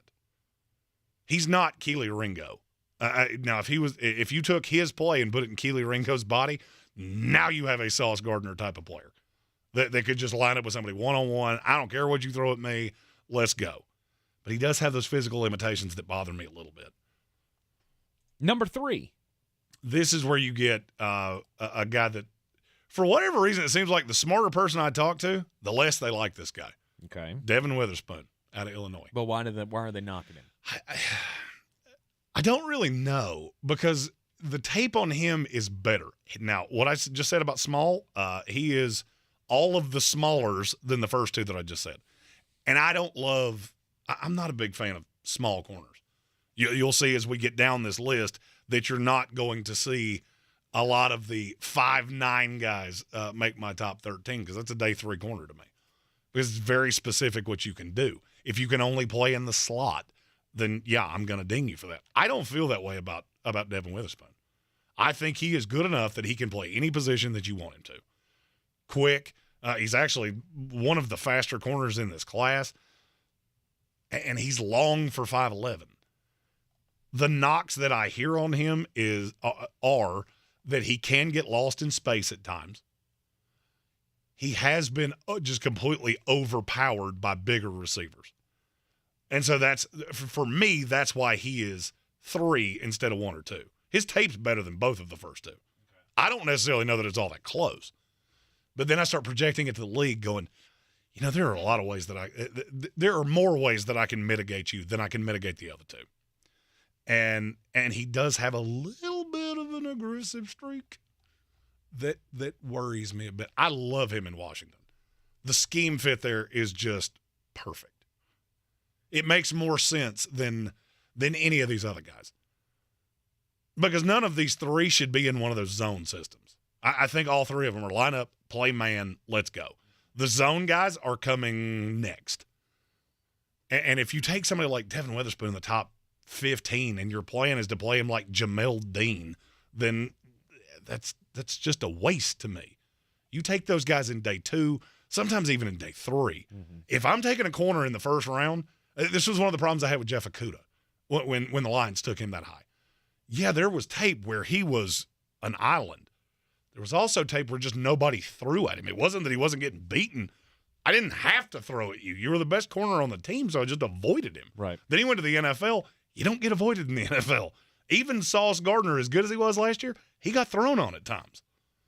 And so you can't really hide. I don't feel like any of the first 3 have to hide. They just are – it's specific scheme fits. I loved Joey Porter with the Eagles. I thought that would be a high-end fit. Mm-hmm. Then they brought back Darius Slay and brought back James Bradbury. Now that's not a need. Now that's not something you're taking at 10. And it gets harder to fit these pieces together. Like Detroit. I loved Christian Gonzalez with Detroit. They don't have the need there. No. Right. I love the fit with Christian Gonzalez with Atlanta. I'm just not sure you're going to take a corner at 8. I'm not sure that's your biggest need. If Jalen Carter's sitting there and Christian Gonzalez is there, which one do you take?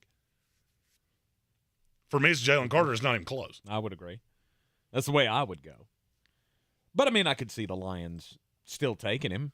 They didn't sign long-term deals with any of the guys that they brought in, and those guys are more role players than anything, right? I don't know that I 100% agree. I'm trying to think. The Lions did that thing that good teams do of, I don't have to do anything. Mm-hmm. I can stay completely pat with where I am, and it doesn't matter. I'm going to go get the best player that's going to help my team right now because I'm the best team in my division. And that's what makes this so hard, is that the teams I'm looking at that need corners, okay, Witherspoon fits here, Gonzalez and Porter don't. But if you take Witherspoon over Gonzalez and Porter, then you could be 2 years from now, you could look like an idiot of how in the world did you take well, because I got him in the wrong fit. Mm-hmm. So that's one of the tough things with corners in this class. Number 4 in Jeremy's top 13 of the cornerbacks in the 2023 NFL draft class. Okay, I have to just say that this is on tape. I have heard some stuff that I don't particularly like, and I've heard it's pushing him down the board. But it's Cam Smith out of South Carolina. He's the 4th best corner on tape in this class. And he is one that I have absolutely no fear of him holding up against the run because he has got some true dog mentalities. But then you hear all of the behind closed doors, there's some immaturity issues, and that's all rumored. Mm-hmm. Said that about Warren Sapp, too. That's always the one I go back to because it's the most glaringly obvious. Right. There's so many character red flags. He didn't really have any his entire career in the NFL. Then he had some after he retired. I was going to say, there were always some character red flags with Warren. It never interrupted his play. And he's a little bit thin, so I guess there is a question of how he will hold up across the schedule with how he plays, because he plays very violently. And I'm not 100% sure that holds up, but he did play in the SEC. He didn't really have any problems there. Mm-hmm. So it eschews some of those fears for me. If I got a clean personality on him, like these teams hire FBI agents to dig into their background. If I got one of those and it was completely clean, this kid's a top 20 pick. And I can't say that about anybody else in this class. Okay. Number 5. Deonte Banks, Maryland. This is going to get this is a little bit of a weird evaluation for me. He's the best tackling corner in this class, and it is not even vaguely close. Okay. I'm not sure how good he is in coverage. That's an important part. That's an important part. Yeah. That's an important part. He was never really sticky in coverage. He could make plays, but a lot of times the play he made was because the pass was underthrown or the pass was late, and he's so unbelievably physically gifted. I mean, he ran a 4.35 at 6 foot, 197 pounds. So he's one of those that I have a little bit of that Keely Ringo fear with of, you've been the most physically gifted player on virtually every field you've ever been on. I'm not sure your technique has ever developed. And then I watch him hit people, and I go, yeah, I can work with that. Now, this is a player that the zone teams could look at because he is one that I'm not so sure that, say, Tampa Bay, you know that system well because you're a Bucs fan. Mm-hmm. When you drop him back and he has to read and react as opposed to being sticky on a receiver, I'm not sure that doesn't actually pander more to what he does. I just didn't see him do it a ton. So that's a bit of a projection. But anybody that's that physically gifted and that good of a tackler, you have a role in this league. Mm-hmm. I think his worst case scenario is that he's a 2. But that could also be the knock that keeps him out of the first round is I don't see a 1, but I see a very, very solid 2 for quite some time in this league. You are in the Sportsocracy. This is ESPN Asheville, rolling through the top 13 corners of the 2023 NFL Draftmas season. And anytime we get through the top 5, that means it's time for the lightning round. That's right. When we come back, we'll roll through the 6 through 13 corners in this NFL draft, according to @ESPN Draft Nerd, Jeremy Greene. This is your time saver traffic on the new ESPN Asheville. Traffic's time to go 240 westbound between Charlotte Street and Montford Avenue. 26 westbound is stop and go between Hendersonville Road and the Blue Ridge Parkway. Haywood County 40 westbound crawling between exit 27 and US 276. Accident reported on Sand Hill Road near the Smoky Park Highway. Patton Avenue north and southbound near New Leicester Highway, delays. Sardis Road northbound slow between Bavard Road and Sand Hill Road. Sweeten Creek Road southbound slow between the Blue Ridge Parkway and Mills Gap Road. Near Avery Creek, Bavard Road northbound approaching Long Shoals Road is slow. Again, Bavard Road northbound slow between Clayton Road and the Blue Ridge Parkway near the NC Arboretum.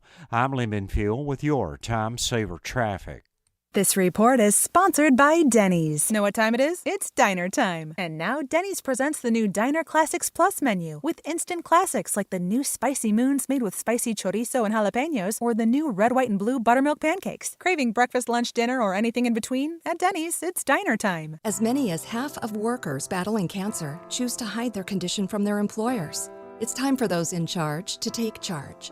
Together, Memorial Sloan Kettering Cancer Center and Publicis Group are urging companies worldwide to take a stand and pledge to help create a more open, supportive, and recovery-forward culture at work.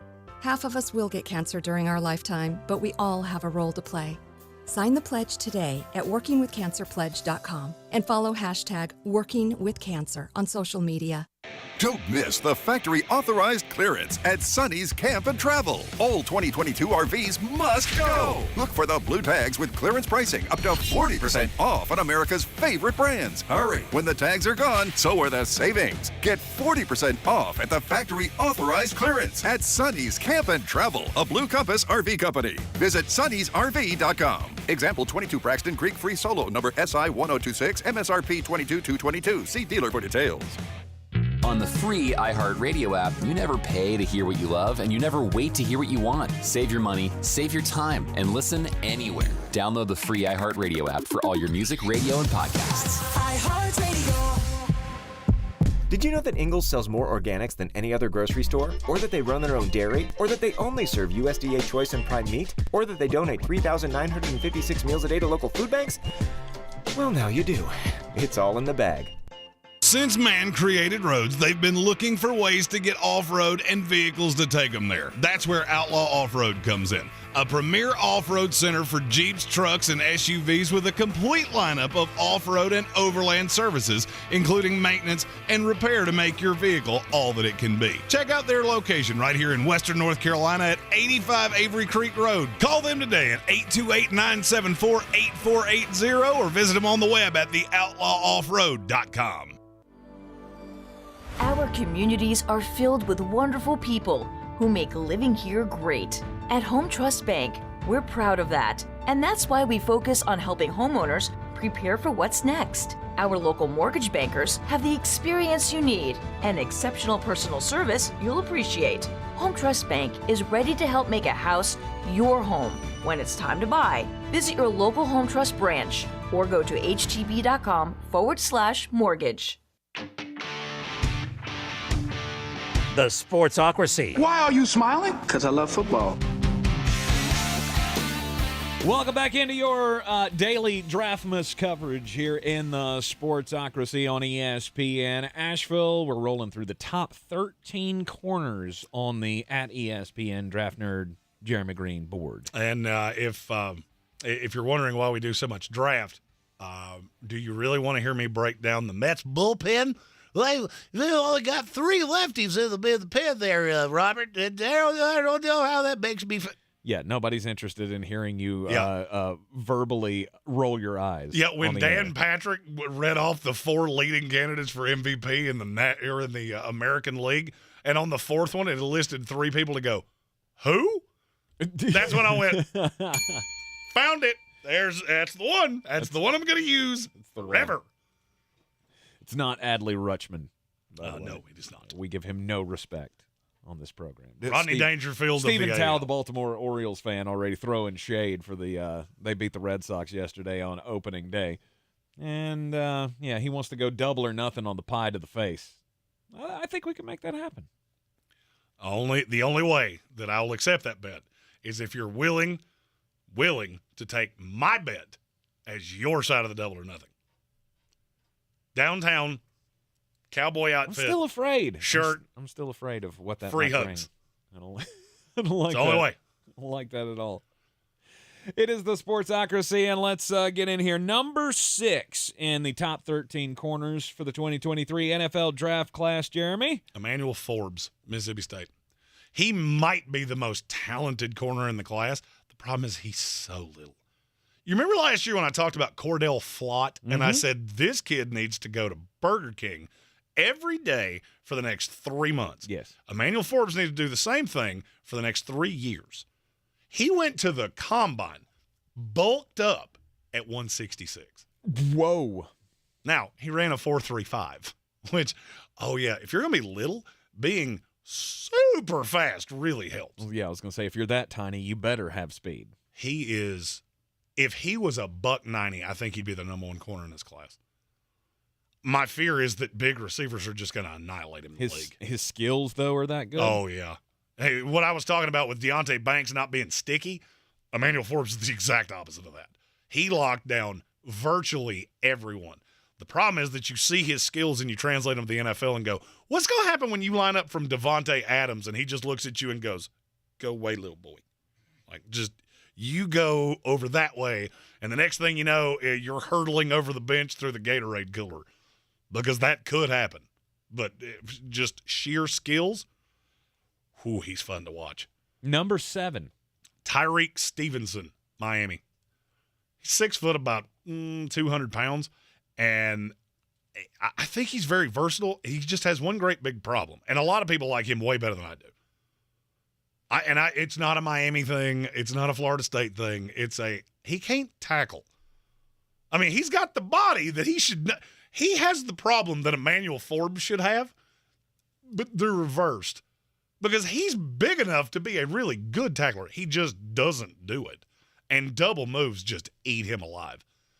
But if you get away from those two things, there's a lot of high-level tape, and he got picked on. Or I shouldn't say he got picked on. He got thrown at a lot. Because a lot of ACC teams had one legit receiver, and he held up pretty well. But there were times it was like, oh, you did everything right. Oh, and he missed the tackle. And we're dancing in the end zone. Oh, no. Oh, you did it all so well until you didn't. The number 8 corner on your board. I love this guy so much. Julius Brents, Kansas State. I told you, I don't like little. I'm not a fan of the 5'9", buck 47 guy usually. Julius Brents doesn't have that problem. 6'2", 200 pounds. I'm a little worried that he doesn't have the end-to-end speed. Some people see him as a safety. I don't, because the biggest knock on him is he's not great in zone. I think he's an outside corner that just tries to dirty it up. I want to press you. I want to jam you. I want to get in your face. He reminds me of Benjamin St. Just. And you know how much I waxed poetic about how much I loved him coming out of Minnesota. Right. To me, he is a better cover guy than that. It's just he doesn't have the straight-up foot speed, which that is a concern in the NFL because it's fast league. Number 9. This is a guy that I should probably let you do the take on this guy. Keely Ringo out of Georgia. Yes. I have enjoyed watching him.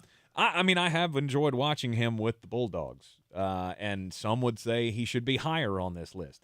To me, he has all of the physical tools. Mm-hmm. He just plays like looks like Tarzan, plays like Jane. That's his problem. Okay. He looks like Thor, God of Thunder.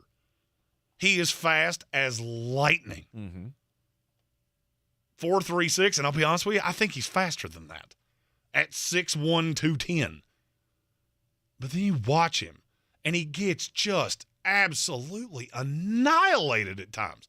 There are times that it looked like he forgot where he was for 4 or 5 seconds, and then he would come back to life, and he's just watching somebody run by him. He is the most infuriating evaluation I think I've ever done. I've pushed him down every time I've watched tape. Sorry, didn't mean to interrupt you. No, you're fine. You said all of the things. It's always the recovery that hurts him. It's always trying to get back into the play that hurts him and the team. I don't know the statistics on how many penalties he had over his last 3 years at Georgia, but I feel like it was one every game. He had a lot. Right. There was one time every game where you went, Keely, come on! And then he would turn around and he would make an amazing play, a quarter later that would make you forget about that. Now, the thing about him is, and it's rare that I say this about guys that played for Kirby Smart, I don't think Kirby did him any favors. I really don't. Okay. I don't know if it was he's not the guy to hard coach. I don't know. He looks like one of those guys to me that he's always been the most physical player, always been the most physically gifted player on every field. And so it was almost like I'm going to lay off a receiver, and I'm so fast that I'll catch up to a ball. I let a guy get open, and then I'll close. Mm-hmm. At Silver in our YouTube comments, Tyson Campbell had that exact problem. Yes, he did. That is the reason he's in my top 10, because if it wasn't for that, I wouldn't have him in the top 13. He's a guy that I wouldn't touch, personally, because I think there's a lot of work that goes into getting the most out of him. And it scares me when somebody like Kirby Smart or Nick Saban can't do that. But if you get it right, he could be the best corner in this class. Mm-hmm. And there's not a lot of players that I can say that about. Number 10. DJ Turner, Michigan. He is real fast. Fastest time at the combine this year, 4.26. I wish he was a little bigger. I mean, he's 5'11", $180, so he's not Emmanuel Forbes little. But the size is one of my biggest drawbacks from him. I think he probably starts in the league as a 3, and your hope is that because he's one of the smartest players in this class. I haven't heard anybody else say that, and I don't know why, because on my evaluation sheet, it's the 3rd word, smart, in great big green letters. Because you watch him, and I never thought he was that fast. I knew he was fast. I didn't know he was that fast. And you watch him play man sometimes, and just the mental game of playing corner, which you don't talk about a lot. He really manipulated guys and did a great job of it. So, I mean, he does more with less physically than the vast majority of players. Is that more of the letting the receiver flash and then jumping the route or something like that? Is that what you're talking about? No, it was really more of I've watched this guy on film, and so I know when I see the inside foot bow in, I know he's going to duck out. So he would almost like bob his head forward and then jump it. Mm-hmm. And that's just, good Lord, how much tape did you have to watch to know that was going to happen? And he never got burned on it. It virtually never happened where somebody would burn him with that lean, even though they knew it was coming. Yeah. That's one of those things I look at and just go, you know what, you have a role on my team? I don't know what that role is, but I'll find it. Okay. Number 11. Garrett Williams, Syracuse. If he hadn't gotten hurt, he would be higher. He's not as just blindingly fast, but I think in terms of sheer technical corner, this is an old school, I'm going to get my hands on you, and now you're in my world now. It's all of the physical things between the injuries. He's not as fast as I want him to be. He's not as big as I want him to be. Garrett Williams plays like he's 6'3", about 215. He's not. And in the NFL, there are a lot of times those guys just get washed out with the bathwater. Number 12. Oh, the other thing I should say, the career QBR against him might be the highest I've ever seen of a corner that's that good. Number 12. Clark Phillips III, Utah. If I didn't just know he can't do anything but play slot, he would be higher. He's the best slot corner in this class. But that's all he is. He will never play a snap outside. 5'9", $184, and I'll be honest with you, I think he bulked up to get to $184. I think he played at about $170. But now he's really sticky out of the slot.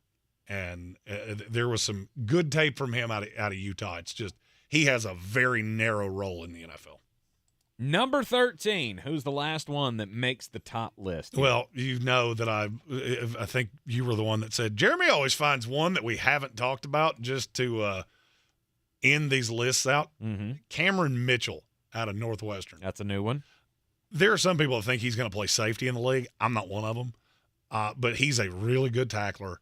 He has just got a really blue-collar work ethic that I don't know what role you're going to play because he's fast, but he's not big. He's a really good tackler, but I'm not sure that violence isn't going to make him more injury-prone in the league. So he's one of those but players. I like so many things you do, but there's a negative to virtually everything you do. If you told me he was never going to have an injury problem, I'd take him higher than this.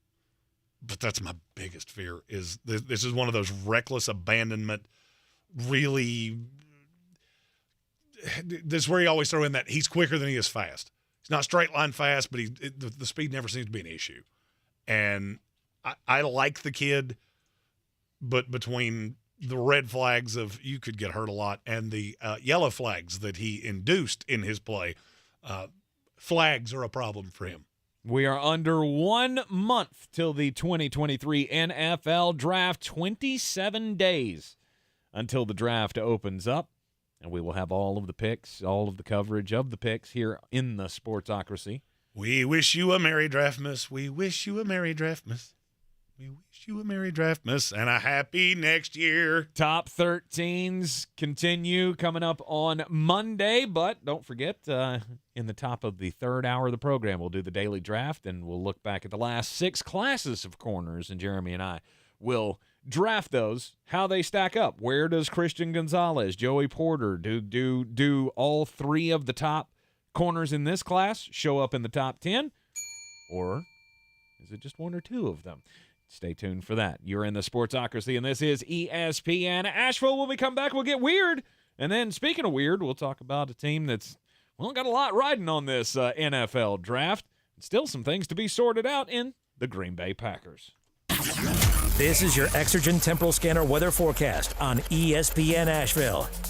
A high wind watch is in effect from late tonight through Saturday night, with some of the gusts out of the west potentially hitting 50 or even 60 miles per hour. There also will be some showers popping up tonight, with a low dropping down to 57. Some more rain will fall early on Saturday, then during the afternoon, gusty winds and a high reaching 73. Clearing takes place tomorrow night. It'll still be windy with a low down to 36. And for Sunday, mostly sunny with a high close to 67 degrees. I'm Jeff Marr from the Weather Channel. This is your time saver traffic on the new ESPN Asheville. Traffic stop and go 240 westbound between Charlotte Street and Montford Avenue. 240 westbound eastbound on the Captain Jeff Bowen Bridge. Heavy delays. 26 westbound stop and go approaching Hendersonville Road to the Blue Ridge Parkway. 40 westbound Haywood County crawling between exit 27 and US 276. Sardis Road northbound slow between Brevard Road and Sand Hill Road. An accident on Sand Hill Road near the Smoky Park Highway. Near Fletcher, Hendersonville Road northbound approaching Fanning Bridge Road is stop and go. Hendersonville Road northbound approaching Long Shoals Road is slow. Sweeten Creek Road north and southbound approaching Mills Gap Road delays. Near Avery Creek, Brevard Road northbound approaching Long Shoals Road is slow. I'm Lyndon Fuel with your Time Saver Traffic. This report is sponsored by Staples Stores. During Staples Teacher-Palooza, teachers save big, or you save, like 20% on all Crayola products, plus 24-pack cases of True Clear bottled water, only $3.99. In-store only, offer ends 4/1 while supplies last, limit 1 on water. Help your favorite teacher stock their classroom at Staples. Cleaning the inside of your house is easy, but the outside is where most people need a little help. WNC Wash Pros are the highest-rated exterior cleaning company in North Carolina with a 100% satisfaction guarantee.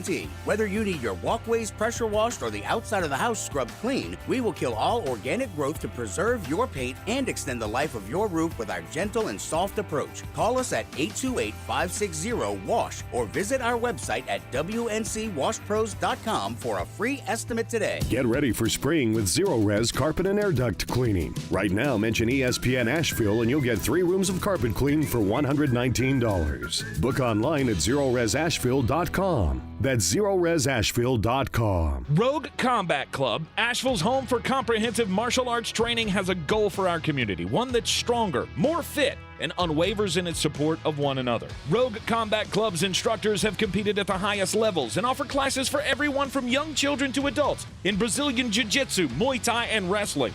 Rogue Combat Club classes can help you boost your self-confidence and self-defense skills while weeding out the egos and intimidation found at other gyms. Join today at RogueCombatClub.com. There's a lot of talk about heroes these days. Hey, buddy, you want to go fishing? The folks in the funny outfits with superpowers and spandex. All right, buddy, let me help you. But at Ingles, we know that a lot of our heroes Now you look like a pro. are a little closer to home. They're the ones who give us what we need for those everyday adventures. That's why we look up to the ones who look out for us. Don't forget your fish food. Catch a big one. Ingles. See you later, Dad. All the ingredients for family. Real estate isn't about properties, it's about people. I'm Clarissa Hyatt-Zach with eXp Realty, your native realtor serving all of Western North Carolina. I will work hard for you, and I believe in doing the right thing every time.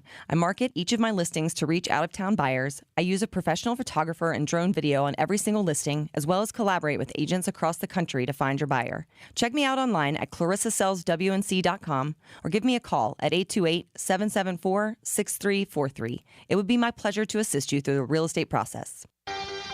On the weird scale, there's Vegas, there's Florida, and there's Asheville. Let's get weird, Asheville. Welcome back into the Sportsocracy, and time to get weird here on a Friday afternoon. And let's go to Loveland, Colorado. Story comes to us about, our good friend in the studio next to us, Eddie Fox from Kiss Country. He's got a segment that he does. It's called the DA of the Day. I've got like a DA group of the day today. And it's a group. Where are you headed with this? It's a group of teachers. Now, before you lose your mind, let me tell you what happened. Okay, so there was a threat against Loveland High School on Wednesday. They got a threat early in the morning that there would be a shooting at the school.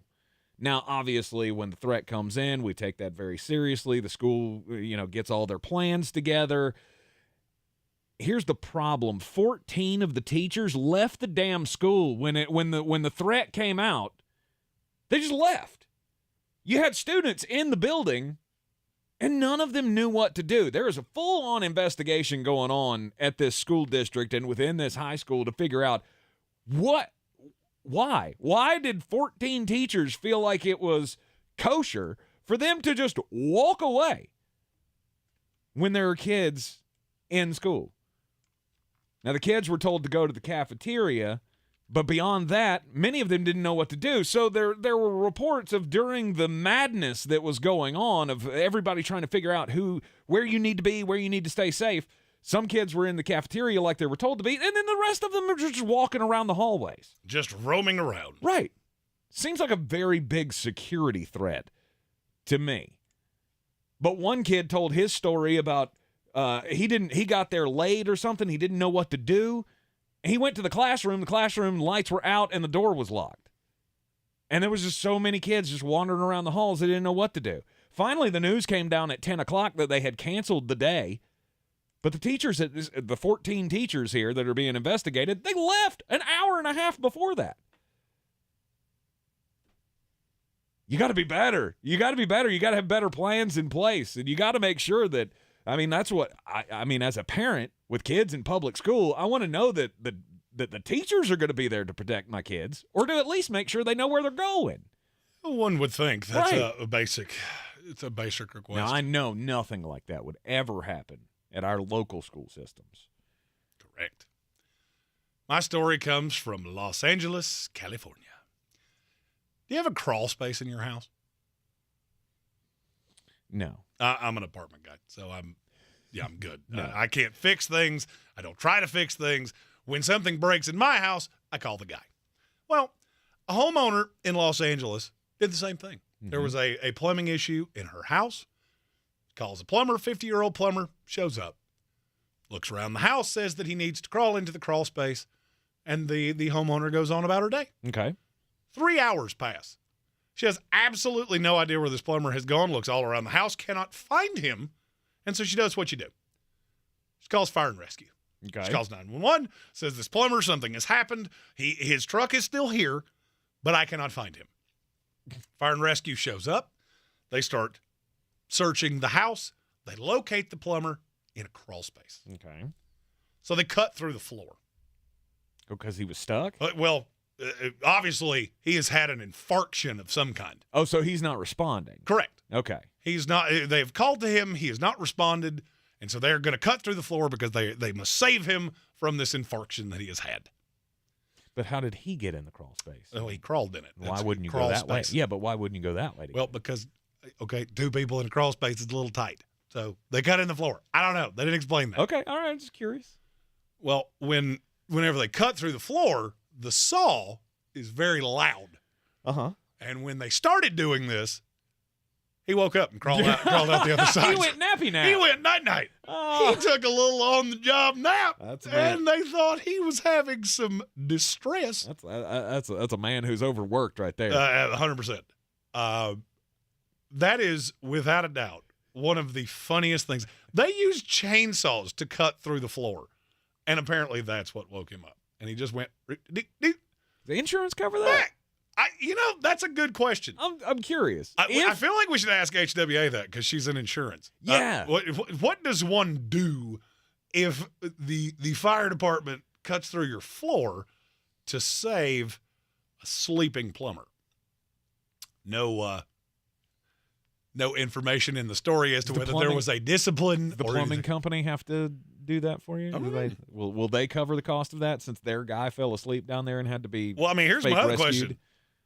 Literally, if a can moves across a table, I wake up.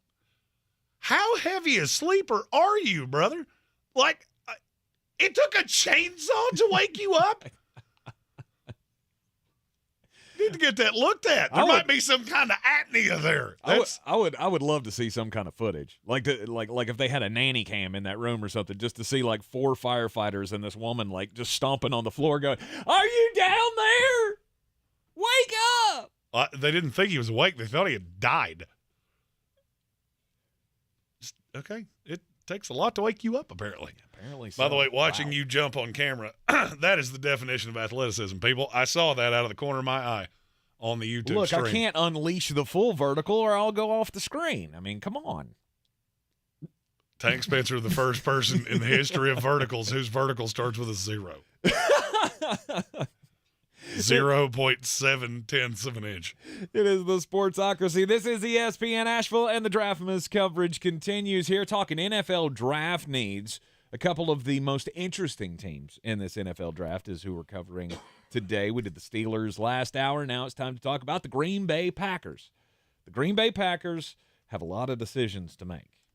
Well, actually, they have one big decision that they have to make, and it is basically just swallowing the frog and realizing that, yeah, you're going to have to agree to a conditional pick for Aaron Rodgers. It's I mean, you can just tune up the pipes and start singing some Babs, because it's memories like the colors of my mind. It's time to start old Jordan Love, and you're going to be bad because he's awful. Now, I guess the good news for deep divey draft people like Jeremy Greene, the Green Bay Packers will probably be the most involved team in the 7th round of this draft. No doubt. They have 4 7th-round draft picks at the moment, 2 in the 5th, and then 1 in each of the first 4 rounds. So what should they do with their number 1 pick? Well, in terms of what I would do versus what they're going to do, the thing you have to remember about Green Bay is that they're a little bit different from every team in the NFL because they virtually do nothing in free agency. So, I mean, you look at the needs on this team, I feel like they need a safety badly. Darnell Savage. All of those of you that tell me, well, he's super athletic, which means he'll be just fine. Yeah, Darnell Savage might be the most athletic player in the NFL, and he is bad, horror awful, something just terrible. Wow. If you told me they didn't give him a playbook, I'd believe it at times. Other needs that I mean, you got to realize how young this team is in places. Linebacking core is young. Defensive line is, I mean, you drafted Devontae Wyatt last year. I didn't love that pick. I still don't love that pick. Mm-hmm. Didn't play much last year. You added some pieces on the line over the last couple years. I don't really see oh, my God, we have to do blank. So, I mean, I got to give Brian Gutekunst credit there. There's not oh, my God, we've got to have somebody here other than tight end. Mm-hmm. Because right now I think I would be their starting tight end. So, I mean, I would love to see you take Michael Mayer at 15 because I think he's a phenomenal player and he would be a big help to Jordan Love. Do I think they're going to do that? No, I don't. And the next person that tells me they need to draft a wide receiver, I swear to you, if you see us on the YouTube stream, you'll see that my hair is nice and it's all been trimmed. There's just but one little ponytail back here, and it would be real easy for me to just pull it out of my head because I'm so tired of hearing people, but what about a receiver? Oh, A, you don't do that. B, you've already got 2 young ones. You want a third? No, knowing that, they need to draft a wide receiver. Absolutely. No, it doesn't work. Jackson I don't listen to Smith anything you say in the first place. Yeah, you see what I did there? Jackson Smith and Jigba, whoever's there, that's what you need in the first round. It would make all the sense in the world. Of their 3 starting receivers right now, mm-hmm. Do you know how many years of NFL service they have combined? 3. It's 3. It's 3 guys that were rookies last year. Christian Watson, Romeo Doubs, Samori Toure. Mm-hmm. And I like all 3 of them. I want you to add a veteran. I have no interest in adding another young receiver to this. This is not Aaron Rodgers. Conversation probation. It was merited, so that was not a violation. Mm-hmm. I don't want to add another young guy to this tandem. So the thoughts that they're going to take Jackson Smith and Jigba, I just don't see it. Now, could you be a player for one of these veteran guys? Sure. And I think you should be. Because Jordan Love is going to need to be propped up. Mm-hmm. The line is fine when it's healthy. The problem is that you can't trust Bakhtiari, who, yes, they just restructured, so he's coming back. But, I mean, he's been hurt year after year after year after year. Mm-hmm. I like Zach Tom that you added. Elgton Jenkins, it's another player I like. I wouldn't be – I know this is going to sound crazy when I say it. I wouldn't be averse to them taking a tackle at 15. I don't think that's a terrible idea. Okay. I mean, they have quite a few on the roster. Just none of them are starter level. Well, I mean, I like Zach Tom better as a guard than I like him as a tackle. Mm-hmm. Right now, he's penciled in as the right tackle. And then I look, okay, what happens when Bakhtiari goes down again? What happens? Mm-hmm. You're going to kick Elgton Jenkins out to the left tackle spot, just like you did last year. And the interior of that line is going to go to hell in a handbasket. Yep. And like I said, this is not Aaron Rodgers anymore. The biggest knock on Jordan Love when he was coming out is he holds the ball too long. So if you don't do things to prop him up, the fact that he's taken, 100 snaps in the last 3 years? He took 26 snaps last year.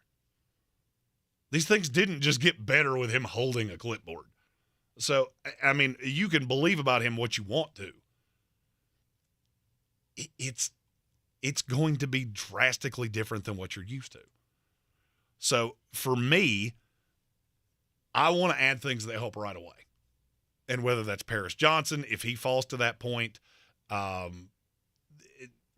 like a lot of the young pieces. I don't think your defense is as bad as it was last year.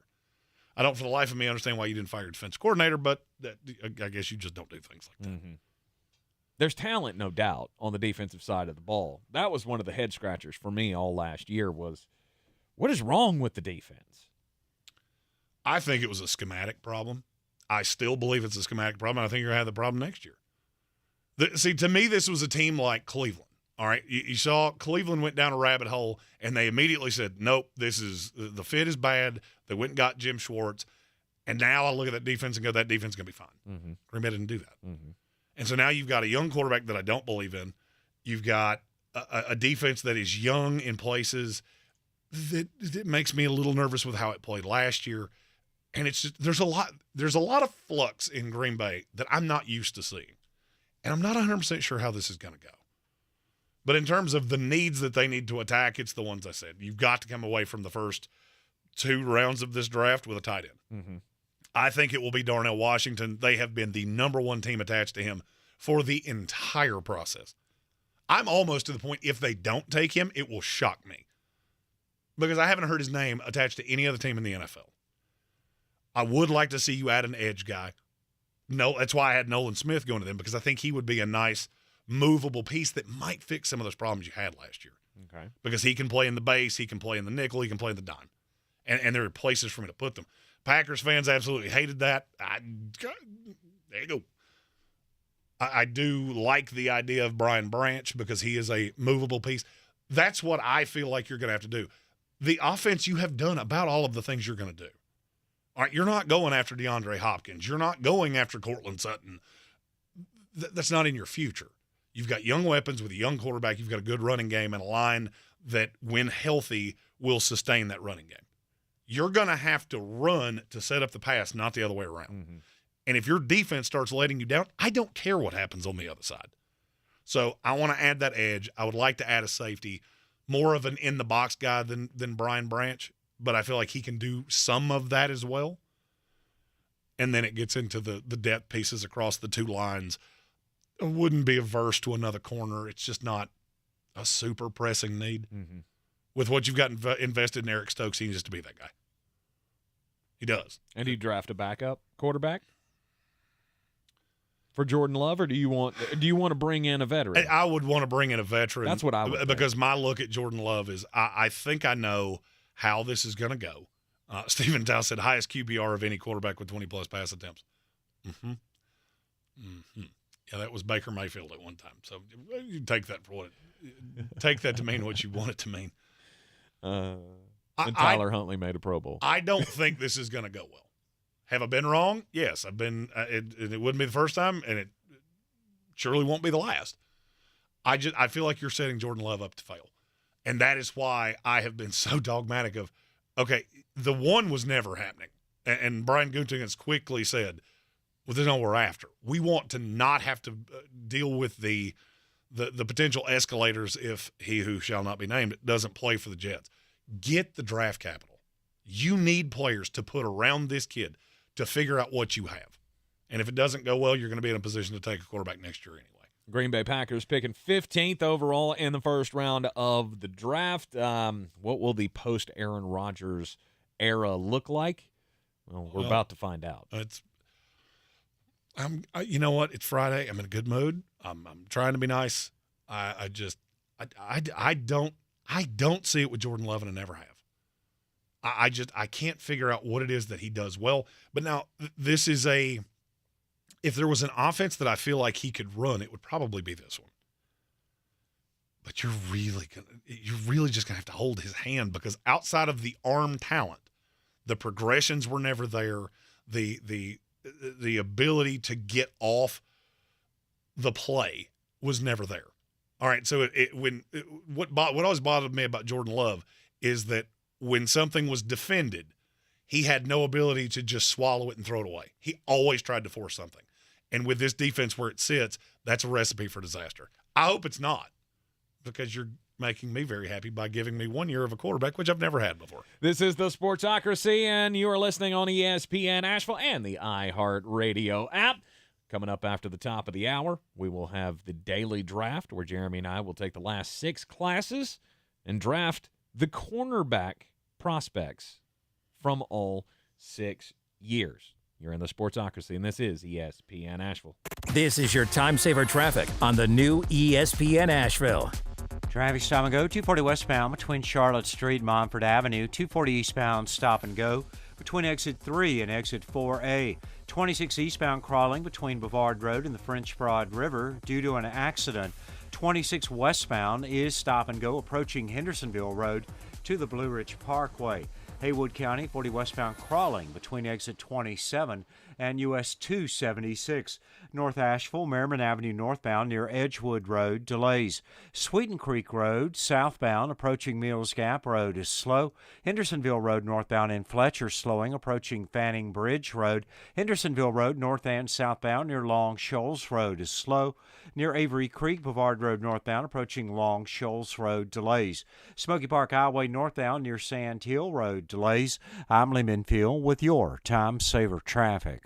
This report is sponsored by eBay Motors. You do anything to keep your vehicle happy. Let's make sure it stays running smoothly. With eBay Guaranteed Fit, the right parts are just a click away. When you see the green check, you know that part will fit. Get the right parts at the right price. ebaymotors.com. Let's ride. Eligible items only. Exclusions apply. I'm Martin Hoke, the inventor of Navage Nasal Care, and I love Navage. I've told you about how your nose is the body's air filter, that Navage's powered suction will help flush out allergens, viruses, mucus, and germs, and that Navage will help you breathe better. But what do other people say about Navage? Like Haley, quote, "Navage is the best thing I bought. I love it. My nose feels so clear now and I can breathe. I've been struggling with a stuffy nose for weeks. I bought Navage and it's amazing." Or this one. I use Navage every night, could not imagine life without it. I have 5 cats, and before I found Navage, I was a clogged mess. Now I breathe so much better, unquote. Those are 2 of over 100,000 online reviews praising Navage, the all-natural solution trusted by over 3 million people to help you breathe better, sleep deeper, snore less, and stay healthier without drugs. Navage is available at Walmart, CVS, Walgreens, Target, Rite Aid, and online. Navage, Navage, clean nose, healthy life. At Ingles, whether we're celebrating Friday night rivals, televising college basketball games, bringing the Fan Fest to semi-pro soccer, or taking you out to the ball game at your minor league park, it's all in the bag. Ingles, low prices, love the savings. If cleanliness is next to godliness, look around the car right now. Is that very godly? Look, life comes at you fast, but so does WBNC Auto Detailing. They have the tools to make your interior look like it's coming off the showroom floor. You don't believe me? Check them out on Instagram. All that filth and years of stains disappear. WBNC Auto Detailing does full interior and exterior details with paint correction, and they do wax and ceramic coatings. Call WBNC Auto Detailing at 455-3700. Premium care with a Southern hospitality touch. Everyone's heard about the housing market and this being the best time to sell a house in years. But the same thing applies to cars. Whether you're looking to buy a car, trade in, or sell that car in the driveway collecting dust, Fred Anderson Nissan of Asheville wants to buy your car. They have 2 on-site managers that work with Kelly Blue Book to give you top dollar for your vehicle. You can even have your car appraised instantly at AndersonNissan.com. Stop in and visit them today at 629 Brevard Road in Asheville or call them at 828-365-1663. Real estate isn't about properties, it's about people. I'm Clarissa Hyatt-Zach with eXp Realty, your native realtor serving all of Western North Carolina. I will work hard for you, and I believe in doing the right thing every time. I market each of my listings to reach out-of-town buyers. I use a professional photographer and drone video on every single listing, as well as collaborate with agents across the country to find your buyer. Check me out online at clarissasellswnc.com or give me a call at 828-774-6343. It would be my pleasure to assist you through the real estate process. The Sportsocracy. Pull up your pants, take off the bra, and be a man! This is your Exergen Temporal Scanner weather forecast on ESPN Asheville. A high wind watch is in effect from late tonight through Saturday night, with some of the gusts out of the west potentially hitting 50 or even 60 miles per hour. There also will be some showers popping up tonight with a low dropping down to 57. Some more rain will fall early on Saturday, then during the afternoon, gusty winds and a high reaching 73. Clearing takes place tomorrow night. It'll still be windy with a low down to 36. And for Sunday, mostly sunny with a high close to 67 degrees. I'm Jeff Marr from the Weather Channel. This report is sponsored by Northern Tool and Equipment. Now that you've taken on the big job doesn't mean you have to settle for big box. Northern Tool can help with the little things that make the biggest difference, from pressure washers to power tools and pallet jacks to push carts. They have what you need to get the job done. Northern Tool and Equipment, we're made for this. Did you know that Ingles sells more organics than any other grocery store? Or that they run their own dairy? Or that they only serve USDA Choice and Prime meat? Or that they donate 3,956 meals a day to local food banks? Well, now you do. It's all in the bag. Shop Springfest at Lowe's today and save big on select major appliances. Get an additional $100 off select laundry pairs when you spend $1,296 or more. Valid through 4/12. Selection varies by location. While supplies last. Exclusions apply. See Lowes.com for details. From the Ingles Studios, this is ESPN Asheville, WPEK, W225CJ Fairview, WMXF Waynesville, and iHeart Radio Station. This is SportsCenter. He's a degenerate gambler. You are. I'm Doug Brown. ESPN's Adrian Wojnarowski reports the NBA and its players are making progress toward a new basic agreement. The current deadline is midnight Eastern tonight. If an agreement is not reached, either side could opt out of the current deal after the season is over. LSU and Virginia Tech tip off the women's Final Four tonight in Dallas, 7 Eastern for our megacast coverage on the ESPN family of networks. That game will be followed by unbeaten South Carolina against Iowa, featuring Player of the Year Caitlin Clark. ESPN's Monica McNutt. The thing with South Carolina is they can put a defender on her and they can guard everybody else. And so I just think that this is a team with too much depth and too much size, and the team comes before the single performance for as dynamic as Caitlin is. And that's no knock against her. I just don't think Iowa in totality can keep up. Monica McNutt on KJ and Max. Grant McCasland is the new head coach at Texas Tech. He coached North Texas to the NIT championship last night in Las Vegas. If you're experiencing a spring hiring rush, then you need Indeed. Their powerful all-in-one hiring platform makes it easy to attract, interview, and hire candidates all in one place. Want to find your next great hire? Visit Indeed.com/credit.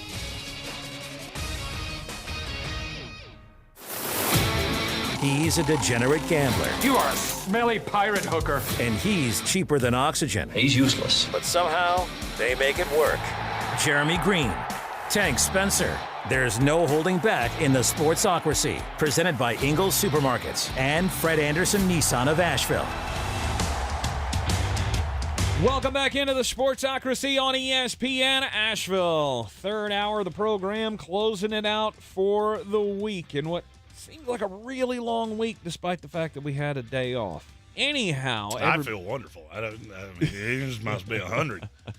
Keep telling me every year on my birthday, well, this is the year it catches up to you. I feel better right now than I felt in my 20s. I do not, however. No. I'm 40, and I feel like I'm 85.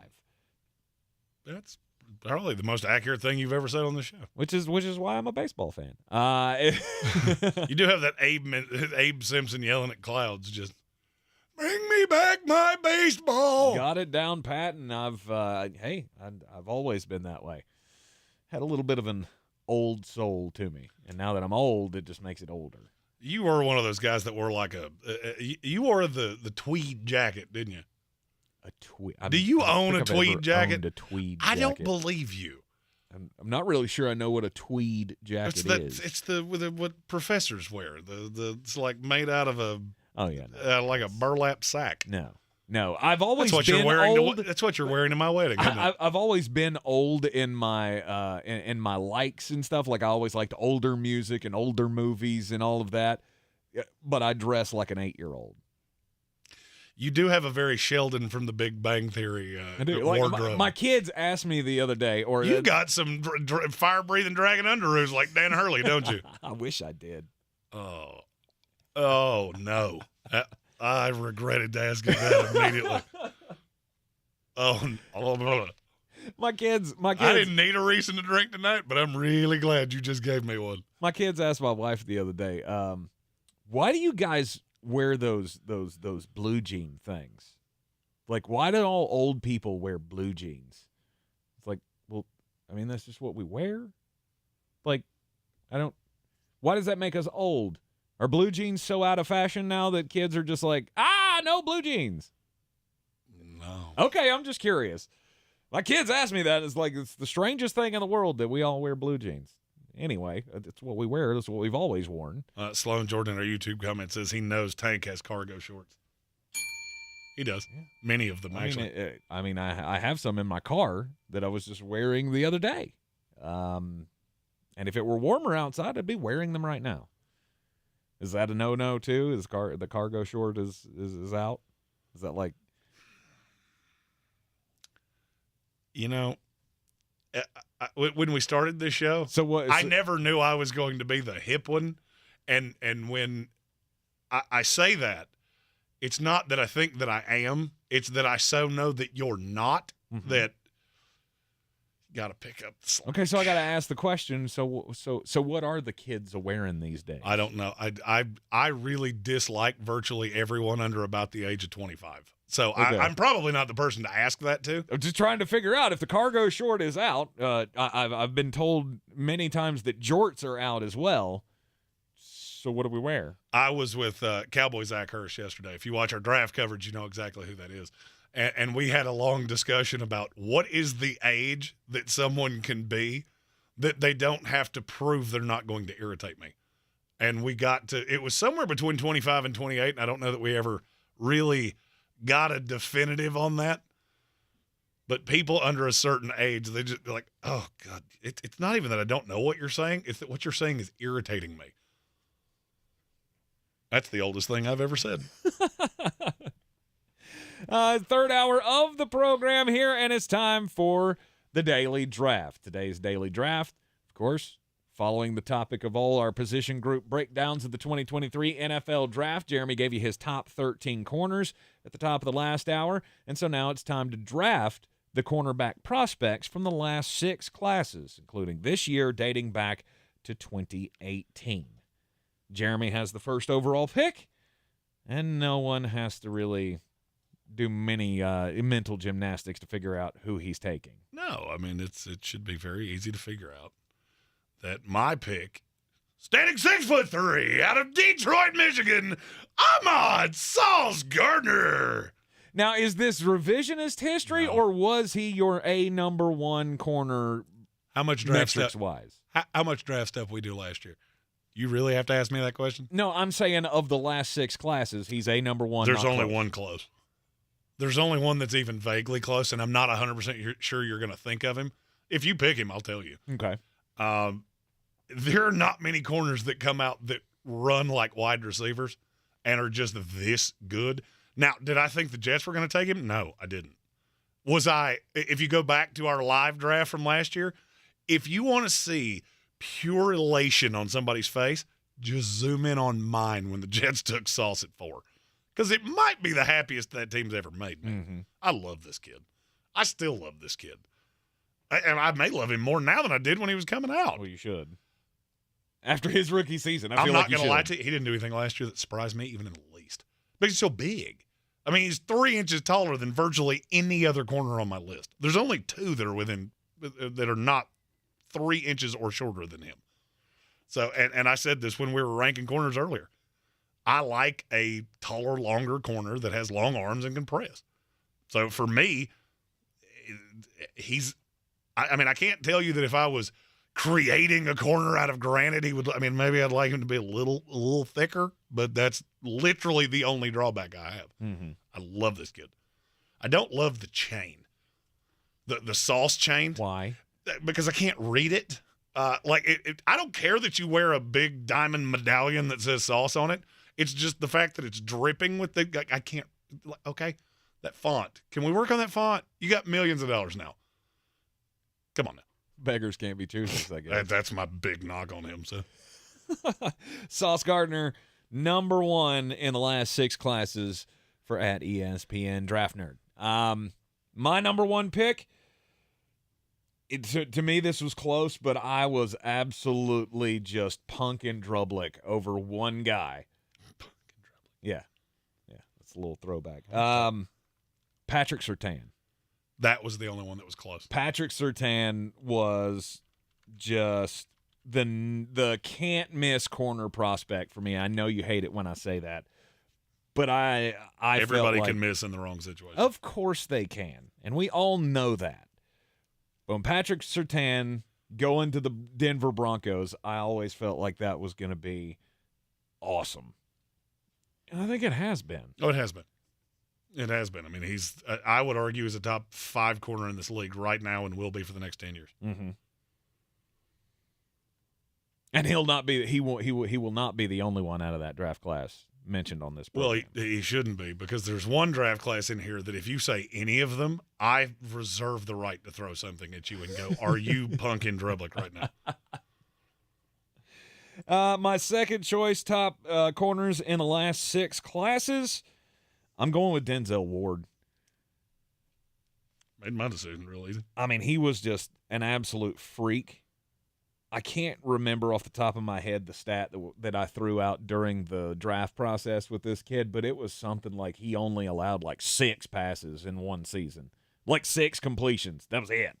He was phenomenal. He was just infallible, basically, at Ohio State. And I think you're going to see a nice bounce back season from him this year. You talk about a player that fits with the new coordinator. Denzel Ward, if Jim Schwartz was making a corner out of granite, it would be Denzel Ward. Right. Well, you made my decision easy because there were 2. I actually had Denzel Ward behind both of the guys I'm going to take. Really? Yep. J.C. Horn is the first one. I was just – and I still am. Mm-hmm. I love J.C. Horn. I wish he would stop getting hurt because it is affecting how people look at him. He is as good as all of the corners that are being discussed here. He's just missed so many games. And so – and the team hasn't been all that good. So I think this is the year where a year from now you go, oh, yeah, that was a no doubt just nailed it pick. Okay. The other one, you're going to say it was revisionist history, but I can receipts. Jair Alexander. I didn't love him at first. Then I watched him play Florida State. And I watched that tape and went, okay, this went horribly badly. I think they beat us like 63-5 or something ridiculous like that. Mm-hmm. And so I took the Florida State tape out of it, but I want to know more about that corner right there. And I went down a rabbit hole where I watched him for like 12 straight hours. And I was evaluating everything with Louisville at one time, and I couldn't take my eyes off of him. And I just became absolutely enamored with him in the NFL. And I think now I was so enamored on him as a prospect that I almost have blinders with some of the negative in his game in the NFL. Because to me, there are not 3 corners in the NFL that are better than Jair Alexander. I don't care about the Justin Jefferson tape from last year. I don't care. I still view him that guy. I think he will continue to be that guy. And he was by 4. So I have 3 of my top 4. Okay. All right. And then my last 2 will probably not be all that great because there's just a whole mess of misses here. Just a whole mess of misses? Just a whole mess. There are 2 names I really hope you don't say because there's a mess of misses from here. What do you mean by misses? Jeff Okudah. Oh, yeah. I mean, he's on the list. I was going to say, this is not revisionist history, remember. You can't take into what they've done in the league. It's how they come in to the league.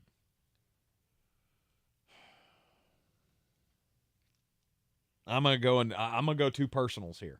2 personals, guys that I'm in love with. The system may not have liked them as much as I did, but one of them was a Florida State guy, and was Asante Samuel. You did love him. I thought it was just written in the stars. And I guess maybe part of since Patrick Surtain was on this list for me too, maybe it's just I believe in their fathers, and so I believe in the kids, but I think there is a lot of that going on. Because you know what? I'm going to do this. I'll take another one. It's Joey Porter Jr. To me, he's the number 1 corner in this class as far as what I've seen. Now, I'm not the expert. I don't do all the analytics like Jeremy does. But I did watch a lot more Penn State football than I probably should have as a non-Penn State football fan. And Joey Porter was a guy that just jumped off the page at me all the time. And it's not just because I had a name, that he has a name that I recognize. That didn't hurt him any. But it was just the sheer athleticism, the ferocity that he plays with. I feel like it came a lot from his dad. Well, I said that there were two I hoped you didn't take. Asante Samuel was not one of those. Okay. And Joey Porter was, because I was going to go Christian Gonzalez, Joey Porter, because that's where they would slide in. So I will take Christian Gonzalez because he is my number one in this class, and I have him ranked slightly ahead of Joey Porter. Mm-hmm. Like I said, Porter would have been my next pick, but that leads me to my next one, which is Greg Newsome, who came in out of Northwestern. Oh, yeah. And I just – you were hammered. Oh, good You were Lord. hammered on him. I said his name more times than anybody not in his family said it. And I'm still doing it. I'm still looking at him going, that is a shut-down set of corners if you do this correctly with Denzel Ward and Greg Newsome. Mm-hmm. And then Devin Witherspoon would have been my next pick. So that's where I rank the guys in this class. Okay, so they all potentially could have been. They all could have been picked 10. in this had you not. You took had one I not off taken my board. Asante Samuel. You took one off my board. Right. My last pick, it's from last year's draft class, and it's Derek Stingley. I was just, the freshman tape was awesome. We talked about this time and time with him coming in last year. The freshman tape was really good, and then he fell off the map after that. A whole lot of drama going around the LSU program. He he tapped out on his last year, injuries and all of that. I still think he probably could have played more if they'd have had something to play for at LSU. Well, I mean, the LSU team fell apart. Right. But my argument was he was part of that. Mm-hmm. That's why I didn't. There were still a couple more until I got to Stingley. For me, it was close between him and Jeff Okudah. But I never did feel like Jeff Okudah was the guy. I mean, for that draft class, sure. But as far as a generational type talent, I never saw it with Jeff Okudah. I was not as high on him. I'm actually higher on Jeff Okudah right now than I was when he came out. Really? I saw enough last year to go, okay, you really needed Aaron Glenn in your life. And now that he is your defensive coordinator, I'm starting to see more of what people were. But now, if you remember, I hated there was an entire class of Ohio State back seven guys that I didn't like any of. Sean Wade was that was the claim to fame in that class of, I don't know what you're seeing, but I'm not seeing it. Mm-hmm. Colin Greene says, what happened to Eric Stokes? He liked Stokes better than I did. I did. But he just didn't make this list for me. I mean, they would have been close. And there's been several in the comments. A.J. Terrell got thrown out. He would have been mine after Witherspoon. So in order, I would have gone Witherspoon, A.J. Terrell, Jeff Okudah, C.J. Henderson, Caleb Farley, Trent McDuffie. Okay. That would have been mine moving forward. Other names mentioned in the draft, where were you on Trent McDuffie? He was on that list I just said. And Caleb Farley. Who was also on that list I just said. Caleb Farley, if it wasn't for the injuries, would have been in my top 10. That was the thing for me. I had somebody in the process tell me, I'm not sure that Caleb Farley is going to be able to walk past 30. And that was when I panicked. And I pushed him down and pushed him down and pushed him down.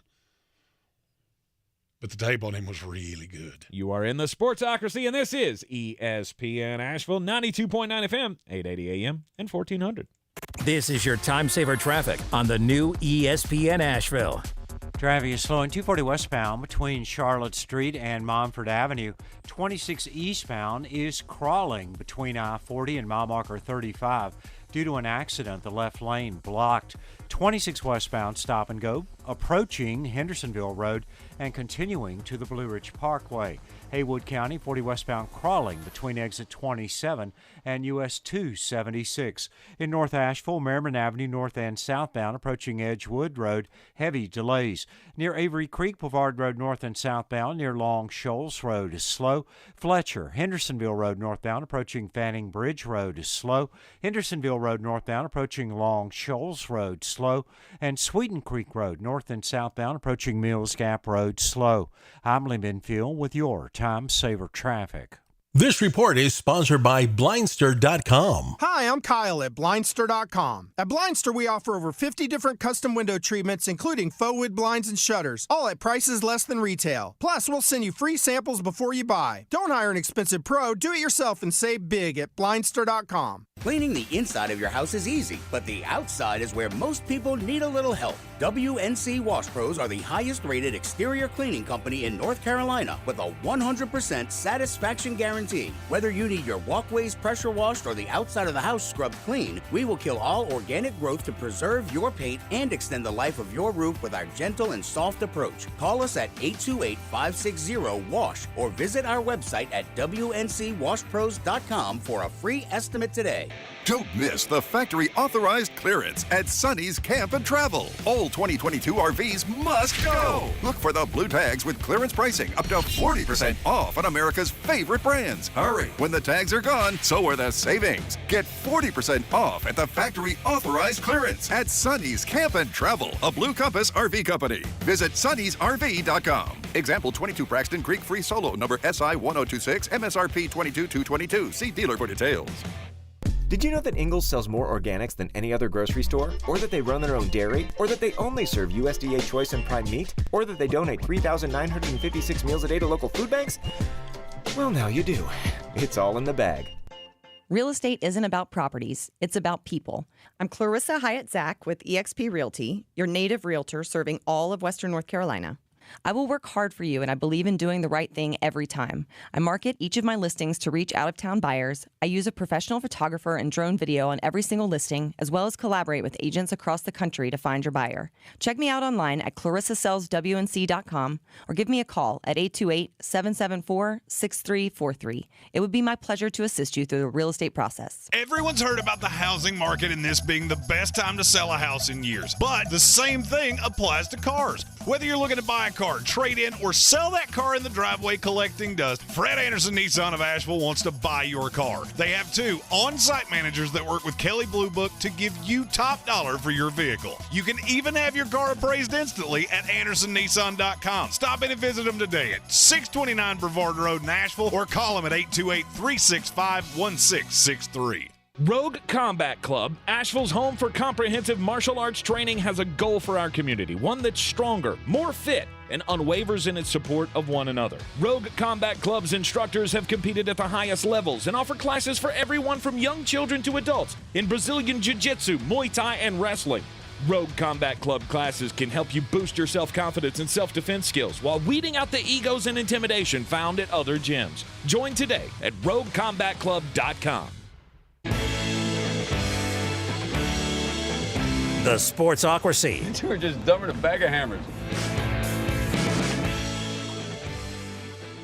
We got a big weekend in the sports world coming up. We got opening weekend of Major League Baseball. I know it's not Jeremy's thing, but those of us who are baseball fans are trying to get into the start of the season here. You've obviously got WrestleMania this weekend. I know there are a bunch of you that are excited about the 2-night annual event. We're just doing 2 nights every time. Like, they started this during COVID, and now they've just decided, hey, more money, more pay-per-view buys. Let's do 2. Why wouldn't you do that? Right. It literally makes no sense.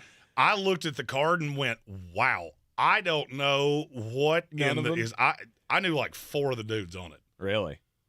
Stone Cold Steve Austin. He's going to be on it. He's not on the card, though. Yeah, he is. No, he's not. He's wrestling Kevin Owens, isn't he? No, Kevin Owens is in some tag match. I thought you're looking that. at 2 years ago. Was it? Yeah. Or last year. I thought I saw his name on there. I was like, that's... No, if I'd have seen that, he was still doing that. No, if he had been on it, that would be one more that I knew because I didn't know any of those dudes. Yeah, anyway. It's WrestleMania weekend, but more importantly, it's Final Four weekend. I mean, who's not ready just for the bangers that are coming your way tomorrow? Okay. And before everybody turns their radio off because they don't listen to 7 minutes of Final Four talk, hear me out. There is absolutely no doubt in my mind how this is going to go. Mm-hmm. None. You can double up whatever amount of money you want to double up by going to BetUs.com using promo code Sportsocracy and putting that amount of money on the Yukon Huskies. And they'll match your initial deposit up to 125% just for using our promo code. Hadn't done that in a minute, and that's called a promo. UConn's winning this thing. There's no doubt in my mind about that. But there are a few things that I think you can make money on that make this worth watching. Okay. Do tell. Okay, so I said this in Green on Green. San Diego State's hit the under 12 games in a row. They cannot set over-unders low enough for them because they are ridiculously good defensively. The problem is that they don't really have anybody that can score. So the under, to me, is just an absolute layup. We don't ever get to elaborate on these things. We do the Green on Green every day, and it's just, hey, but there's no why. Florida Atlantic, if they could have picked every team in this tournament, who is the last one I want to see? San Diego State. It would have been San Diego State because there's no advantage they have. If you go all the way up and down this, there is nothing that I look at and go, that's how this is going to work.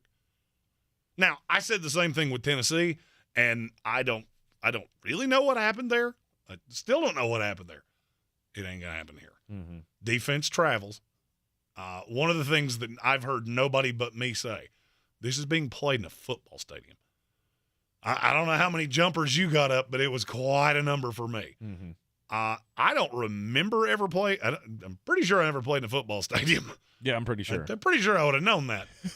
But I played in some weird East Burke is the one I remember.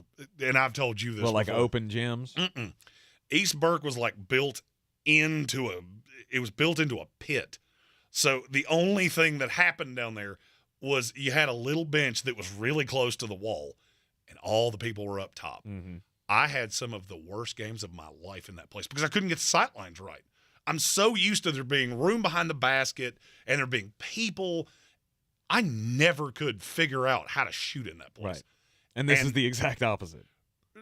Which is actually worse because now you have no sight line whatsoever because it's just wide open spaces back behind you. So just, all right, imagine every basketball goal you've ever seen in your life. You've got an image in your head of there's at least a stanchion or a wall or something back behind it. There's most high school gyms, or at least there's people back there. The people in this stadium are 3 times further back. So you're just shooting basically at a hole that's floating in the middle of nowhere. That screams the defensive teams are it will at least be a quicker start. Some people can figure it out. I was never one. I was very comfortable where I was comfortable, and when I was uncomfortable, it usually didn't go well. And I'm looking at Florida Atlantic going, you're going to try to shoot threes, which I didn't like anyway, because San Diego State's one of the best teams in the country. It's stopping teams from doing it. That's how they've gotten here. And so, I mean, this has been cute, and we all know that these cute little 9 seeds, this tends to be where they get. Yep. George Mason, VCU. After the second weekend of tape, I've seen everything you have. And people don't realize how good the San Diego State team is. I mean, I know they play on the West Coast and it's late. So for me, I'm going heavy on everything San Diego State. I think that game's probably 50. If I had to guess a score, I'd say 58-50. Okay. It's not going to be overly fun to watch. That's just slightly, I mean, that's aggressively under the total right now. And then I look at that UConn game, and look, I've heard all of these conspiracy theories about the Husky and Dan Hurley's underoos and guys Ramadan, not eating. Yeah. I don't care. UConn was the number 1 team in the country. Then they had an ugly, 6-week stretch. They're going to annihilate Miami. And that's not me as a Florida State fan saying that. That is, they have annihilated everybody they've stepped foot on the court with because this team is locked in. And I'm looking at that 5.5 number going, why is that so low? That feels like they're baiting you. And I don't care. I don't care. This is one of those times I think Vegas is overthinking themselves. You don't think Miami can keep up offensively? Nope. Okay. No, I don't. I mean, look, this is a team that can score. Isaiah Wong is a phenomenal player. They have several phenomenal players. You ain't locked in like this. Gonzaga has several phenomenal players too. They got killed. And the bad thing is, if you watch that entire game, there was about a 6-minute stretch where UConn was clearly the better team, blown out. You don't get to have a bad run against them because when it rains, it pours. I need one stretch like that to be right. Because you're not coming back. Yeah. You cannot play from behind against them because they will kill you. And that's exactly how I think it goes. I would like to see Miami pull the upset. I think it would be one of the biggest. Oh, I'd love to see one of the biggest upsets of the tournament in the Final Four. Oh, I'd love to see. To me, I think Florida Atlantic Miami would be just a crazy amount of fun in the final. Mm-hmm. I don't think there's any fun to be had here. This is a bet it. If you watch it, that's totally up to you. I think 6 minutes in, you're going to go, what am I doing with my life? Take your wife to dinner. Watch a sunset. Read a book. I don't care what you do. Watch WrestleMania. Watch something called an Austin Theory. I thought that was the fun. I just whipped your – that's what I thought an Austin Theory was, but apparently he's the headliner in night one. Watch that. This is awful. And I'm not even just talking about the teams in it. In terms of the matchups, San Diego State FAU is going to be like watching paint dry. Mm-hmm. I mean, yeah, it'll be aggressive, it'll be fast-paced, but there's not even a lot of scoring. And there's a possibility you go in at the half and the score's 24-19. Wouldn't shock me at all. Mm-hmm. Now, the other one will be a little more fun to watch, but you'll basically be sitting on the edge of your seat going, just when's it going to happen? When's that shoe going to drop? When is that 17-2 run that UConn has put on everybody? So your lock matchup for the national championship is San Diego State against UConn. Yeah, and I don't see how it doesn't happen. And this is not – I'm not even talking about the lines here. I think the lines are both stupid, if I was being really honest. I'm just looking at a straight winners. Winners win, losers lose. I do not see how anything else happens. Yep. UConn's the best team left by 3 lifetimes. And I just don't know how a young – I mean, this is a reasonably young FAU team. I think they lose one player. Mm-hmm. And I don't know how you're going to score on that team because they're just evil. I watched every second of Creighton. I had a wager that would probably have changed my life on Creighton winning the national title. And 10 minutes in, I went, if they win this, it will not be on purpose. And if they win this, they will find UConn and get absolutely annihilated. And if UConn is the victor, that would be the 5th national championship for the program since 2000. That is the craziest stat I've ever heard. Yeah. Well, 5 titles in 20-something years. I mean, that's good. I mean, the next closest to them in championships is Carolina, I think, with 3. Yes. And then there's a couple with 2. It's crazy. And that's where we're headed. Yep. UConn's going to win the national title. I feel very sure of that. You are in the Sportsocracy. This is ESPN Asheville. Coming up after the break, the most important message of the day. This is your Exergen Temporal Scanner weather forecast on ESPN Asheville. A high wind watch is in effect from late tonight through Saturday night with some of the gusts out of the west potentially hitting 50 or even 60 miles per hour. There also will be some showers popping up tonight with a low dropping down to 57. Some more rain will fall early on Saturday, then during the afternoon, gusty winds and a high reaching 73. Clearing takes place tomorrow night. It'll still be windy with a low down to 36. And for Sunday, mostly sunny with a high close to 67 degrees. I'm Jeff Marr from the Weather Channel. This is your time saver traffic on the new ESPN Asheville. Traffic slowing 240 westbound on the Captain Jeff Bowen Bridge. 26 eastbound crawling between I-40 and the French Broad River. 26 westbound stop and go between Hendersonville Road and the Blue Ridge Parkway. 40 westbound Haywood County crawling between exit 27 and US 276. Near Avery Creek, Boulevard Road north and southbound near Long Shoals Road is slow. Again in Bend Creek, Boulevard Road southbound slowing approaching the Blue Ridge Parkway to Clayton Road. Hendersonville Road northbound is slow approaching Long Shoals Road. Sweeten Creek Road north and southbound near Mills Gap Road is slow. In North Asheville, Merriman Avenue northbound at Edgewood Road, traffic is slow. I'm Lyndon Fuel with your Time Saver Traffic. This report is sponsored by Blindster.com. Hi, Hi, I'm Kyle at Blindster.com. Want to save big on custom faux wood blinds, shutters, cellular shades, and more? Shop Blindster today and save up to 50% over comparable blinds from brick-and-mortar stores. Get custom blinds at low prices and free shipping at Blindster.com. Sorry, but we actually have a wait list for our Monstera. Shaw's greenhouse is really bringing in the green. We can't keep snake plants in stock. She needs a construction manager to build on her roots and grow. We could add a whole section for ferns, and here we'd have dahlias, dahlias, and more dahlias. Indeed can help her hire great people fast. I need Indeed. Indeed you do. You can schedule and conduct virtual interviews all from your employer dashboard. Visit Indeed.com/credit and get $75 towards your first sponsored job. Terms and conditions apply. My ride smells just right, just right, just right, just right. Y'all gotta try that Febreze car. Just right, just right, just right. Yeah. La la la la la.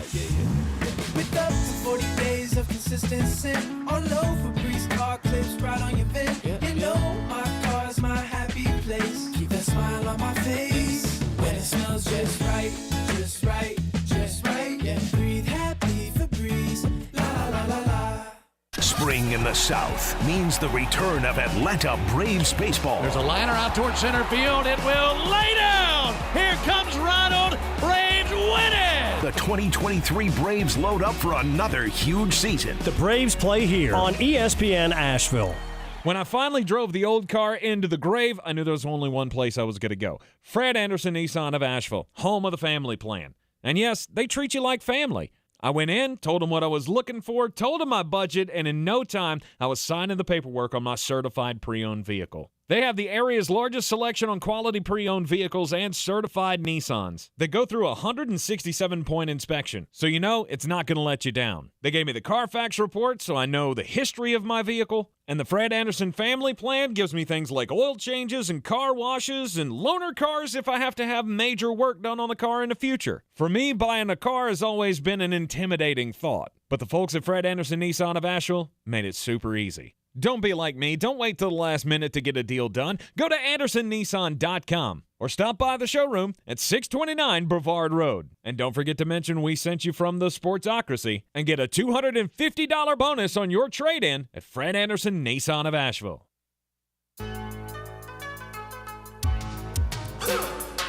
Time for the most important message of the day back in the Sportsocracy. Don't do crimes. I think this guy might end up being, well, Jeremy's new hero. There's a man in Nebraska that's facing a bevy of charges because, well, he was caught hunting without a license. Now, that's not extremely weird. I don't hunt. You're off to a bad start. I know you don't hunt. But, however, this 39-year-old man, he went on a heck of a killing spree. Killing 50 geese without a license. The dude's killing birds illegally. How can you not get down with that? I am very anti-goose. I will say hashtag birds not real. That I'm not a fan of the goose. It's really just a demon with a bill. Well, that was going to be my question. That's where I wanted to lead you down this path of if there was a specific bird, like if you were doing a worst of list, where would the goose rank? And if not number one, what is your number one worst bird? Oh, it's blue jay. No doubt. Not even close. Because they're loud? They're just arses. They're jerks. Well, what did they do to you? What did the blue jay do to you? They're the jerk of the bird world. Where did Joe Carter touch you? Show us on the doll. Not that kind of blue jay. Okay. No, not a Toronto blue jay. No, blue jays are just jerks. They my father, ironically enough, loves birds. Mm-hmm. Hated blue jays. Mm-hmm. They eat like all the food. They're just jerks. But a goose is very high. There's really nothing promising about a goose. No, they're definitely the most violent and the biggest jerks of the bird family, in my opinion. Yeah, there's a lot of them on golf courses. Geese. I got chased by a goose one time. Of course you did, because look, okay, I like skittish animals. Animals that are like, oh, look at that, and then it runs away. Geese don't do that. They're the only bird that will not flee when you come in its presence. Like, Yeah, they will just... It's fight or flight. The reason we have that is because the goose fights. Yeah, there is no flight. Everything else flights. The goose goes, welcome to Thunderdome. Yeah. And you get a whole bunch of geese, you get a gaggle of geese at your property, you can just count your chickens right now. There's a bird joke. You can just plan on having to do a massive cleanup and possibly have to call some professionals to clean that up. Because I'm not sure there's anything that will remove goose excrement without some deep cleaning.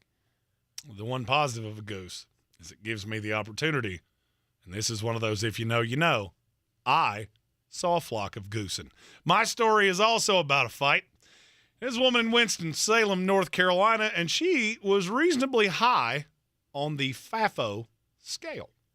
Apparently, there was a large fight in the 600 block of Stony Glen Circle. I don't know report of what led to the incident, but there is a very strange part of this. In the police report, it says there were multiple people involved in a fight, including the victim and the suspect. Okay. The victim was armed with a large metal pogo stick. Okay. Only thing I can figure is that because this road name sounds like it's probably in a residential area. So this is sounding like a neighborhood block party kind of, stop stealing my trash cans. I don't know. I'm hypothesizing because that sounds like a residential road. So one woman arms herself with a large metal pogo stick in a large fight setting. Yeah. Apparently, the victim pursues the suspect with the pogo stick and goes about to beating the suspect with a pogo stick. What was the response of the suspect? Notice that I've said the victim is the one with the pogo stick and the suspect does not. Mm-hmm. You ever heard the term bringing a knife to a gunfight? Yep. You ever heard the term bringing a pogo stick to a gunfight? No. Well, that's exactly what she did. Because apparently, as she commenced to beating this person with a pogo stick, they just pulled out a gun and shot her in the chest. She was then taken to the hospital and charged in the fight, which tells me that there's more to this than is meeting the police blotter. Mm-hmm. And this is the most important message of the day is don't do crimes. The second most important message of the day is if you're gonna fall, you will fall. Indeed you will. Don't, I mean, you got to be careful who you pick fights with. I think that would be a little piece of, investigation that I would do before I just go, willy-nilly choosing somebody to attack with a pogo stick of, does this person conceal carry? I've only had one person ever pull a weird instrument on me in a fight. It was a hammer. Thank you for saying in a fight, because I didn't know where that was going for a second. What are you, 12 years old today? Usually that's me. Yeah, I can't. All right, so you got to tell us, what was it? What is the weird weapon that was chosen? A hammer. And my exact response was, that's going to do nothing but get taken away from you and possibly be used against you, but I don't do crimes, so that's not how that went. Well, that's not how that went. I was going to say, that's what a lie sounds like. Were you a cop? No, sir. Not a cop. It is the Sportsocracy, and this is ESPN Asheville, and it's, time to do that thing again as we talk draft needs for all of the teams in the NFL. In the 2023 NFL Draft, the Philadelphia Eagles. I mean, they just went to the Super Bowl. I'm also dumbfounded at how much of this team they were able to bring back. Yeah. The salary cap just doesn't matter anymore, right? No, it does. Like with the void years, we've got $30 billion in cap space, or we're $8,000,000 trillion over it. That's fine. Well, and it also helps that you have a winning team. It's not shocking that winning teams are able to do this cap magic and get guys to agree to deals that they probably wouldn't agree with anybody else, because you got a chance to win a Super Bowl here. There's no, I mean, I don't think that's a big secret that Darius Slay probably could have gone somewhere else. James Bradbury could have signed somewhere else, but then they decided, well, Do I want to stay? Do I want to take less money or at least defer money down the road so I can win a Super Bowl? And to me, the answer to that is always 100% unequivocally yes. So when you're a good team, you can do things like this, and it makes more sense. Now, Howie Roseman continues to climb the ladder to all-time genius. Oh, he's playing three-dimensional chess here for sure. Absolutely. So what do they need? A bunch of things that apparently they don't take in the first round of drafts. Because every time I do a mock draft for Philadelphia, of which you can see one of them on this here channel, right after this here program. So as soon as we go off the air, if you just stick around, it's going to become a slew of mock drafts, and you can watch those if you didn't get enough of us today. I mean, you need a linebacker for sure. But you've got 2 picks in the first round. Philadelphia does not take linebackers in the first round. They've never taken a running back before either, but that's also a big need, and I feel like there's one that makes a whole mess of sense, and they've already had him on a top 30 visit. And beyond that, I don't have a ton of needs for Philadelphia. I mean, another edge.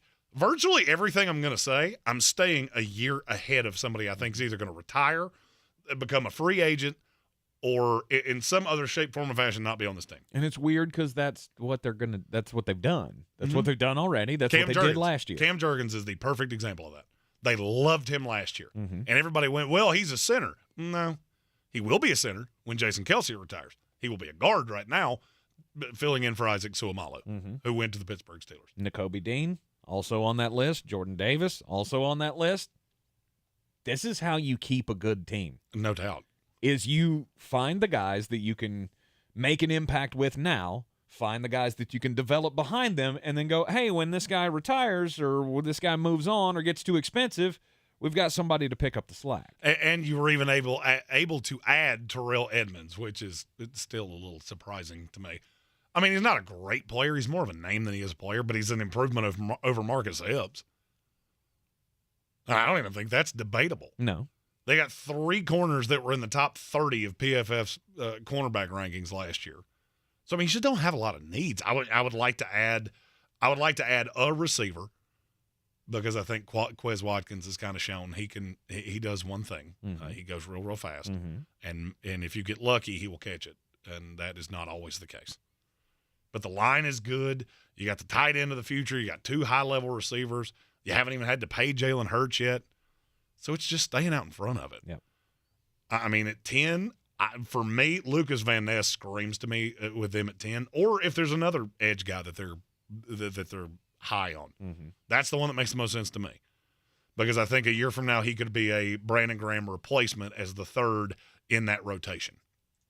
I have always liked the thought of them at 10 taking Joey Porter Jr., but I mean, that doesn't seem likely. Corner. Right, I like that. That's what I'm saying. It seemed way more likely when I thought Darius Slay and James Bradbury were going to be gone, or at least one of them were going to be gone. I mean, now Zetch McPherson is their 4. You may have the best secondary in the league, and so for me, it's where do you have a real weakness on this entire roster? The 3rd receiver, running back, and at 1 linebacker spot. Well, at 10, you're not taking a linebacker. There's not one in this draft that's worth that. Right. Unless it's Nolan Smith. But you did the Nakobe Dean thing last year. You did, and again, they don't take linebackers in the first round. So I don't think you're doing that. I don't think you're taking your 3rd receiver in the first round. And that's another reason that, you know what, they're going to find a way to wind up with Bijan Robinson. They don't value running backs. They've never had a running back to value. Bijan's a whole different animal. So, I mean, you want to talk about a way to improve that offense? You got all the way to the Super Bowl, and you just fractionally came up short. You add that element to this offense, I won't be shocked if – and I'm not saying that's the thing that would put you over the top, but it's not going to hurt. It could be. And it could be. It could be the thing to push you over the top because here's the thing. Where else can you make a drastic improvement in this team? There's not many places. There's not really a place that you can do that. So – to me, that would be where I would be looking. The most impactful player I can get right now. And I think BJ probably, or Bijan, not BJ, Bijan fits that bill more than anybody else. There are not a ton of high level prospects in this draft. Bijan Robinson is one of them. Mm-hmm. And I know people don't like using first-round picks on running backs. I get every bit of that. You have got to get that way of thinking out of your brain in this class. But it's also a luxury. To me, everything it is a luxury. Everything Philly does is a luxury. Yeah, I mean, because they could literally pass on every pick and still be the favorite in the NFC. Mm-hmm. So I guess that's the thing that I would ask people that are so dogmatic that they don't make a move on Bijan. And, I mean, we have a lot of those that watch our stuff one way or the other. Mm-hmm. Is, okay, you tell me who the impact player you can get with those 2 first-round picks is that you can't add later on in the draft. Because you have a good amount of draft capital here. I wouldn't be shocked if 30 – was it 30? I think that's their personal pick. Or 31. Yeah. Depending on if you count the Miami pick. Mm-hmm. Would it shock you if they didn't make that pick? No. It would shock me if they did. That's the last pick with the 5th-year option. It would almost shock me if they made that pick. Because I won't be shocked if some team comes up looking for something or they move up to get Bijan. Wants the offensive lineman or whoever. I mean, I don't think there's a quarterback at the end of this draft. People really want to make me believe it's Hendon Hooker. I don't buy that in the least, and I never have. I don't think there would be a team to draft up in the first round to get him. Seattle maybe trying to move up a few spots to get that extra 5th-year option, but I don't think you've taken that high. But not if they draft Anthony Richardson at number 5. That's how we started the program today, just kind of tying that all back together. Anyhow, Philadelphia doesn't have a whole lot of pressing needs. No, I think you need to come away from the first 2 days with a running back, an edge, and a linebacker. And if you do those things, I think you can add a safety later on. Because I'm not using – I had Antonio Johnson with him for a while, and I'll be honest with you, that's one that does make sense because he is kind of a Chauncey Gardner-Johnson replacement. Mm-hmm. He just doesn't fill that exact role because he's more of an outside corner that can also play safety and do all of the move piece things. Mm-hmm. And I'm not sure there's not just a hat on a hat. That's the reason that I've had him dropping is because I cannot figure out where he fits until I get all the way down to Detroit. Well, and I guess let him duke it out with Avonte Maddox for the 3rd corner. I mean, Avonte's going to win that in the slot, but I guess he could be a rotational piece. Mm-hmm. But I mean, that seems like a high draft capital for a guy that's going to come in and be a rotational piece for 2 years. And you sign Terrell Edmonds, so it's not like the safety part of that's even a worry. Right. I would like to see them get one of those. If they're going to keep these picks, I would like to see them get one of those high-level linebackers with that 2nd-round pick, find a way to get Bijan and find a way to get one of these edge guys. That's an A+ for me. I don't care what you do. I don't care if you take 3 kickers after that. A+ if you walk away with that. This is the Sportsocracy, and this is ESPN Asheville. We'll have all of the coverage of Draftmas season leading up to the April 27th draft, which is just around the corner. And, of course, we'll have every pick covered live here in the Sportsocracy on YouTube. This is your time-saver traffic on the new ESPN Asheville. Traffic is slowing 240 westbound approaching I-26. 26 eastbound stop and go between I-40 and the French Broad River. 26 westbound is stop and go between Hendersonville Road and the Blue Ridge Parkway. 40 westbound is crawling between NC 209 and US 276. Near Avery Creek, Brevard Road northbound approaching Long Shoals Road delays, and Brevard Road southbound is slow from the Bent Creek area to Clayton Road. Sweeten Creek Road north and southbound approaching Mills Gap Road is slow. Hendersonville Road southbound slow between Biltmore Forest and Overlook Road.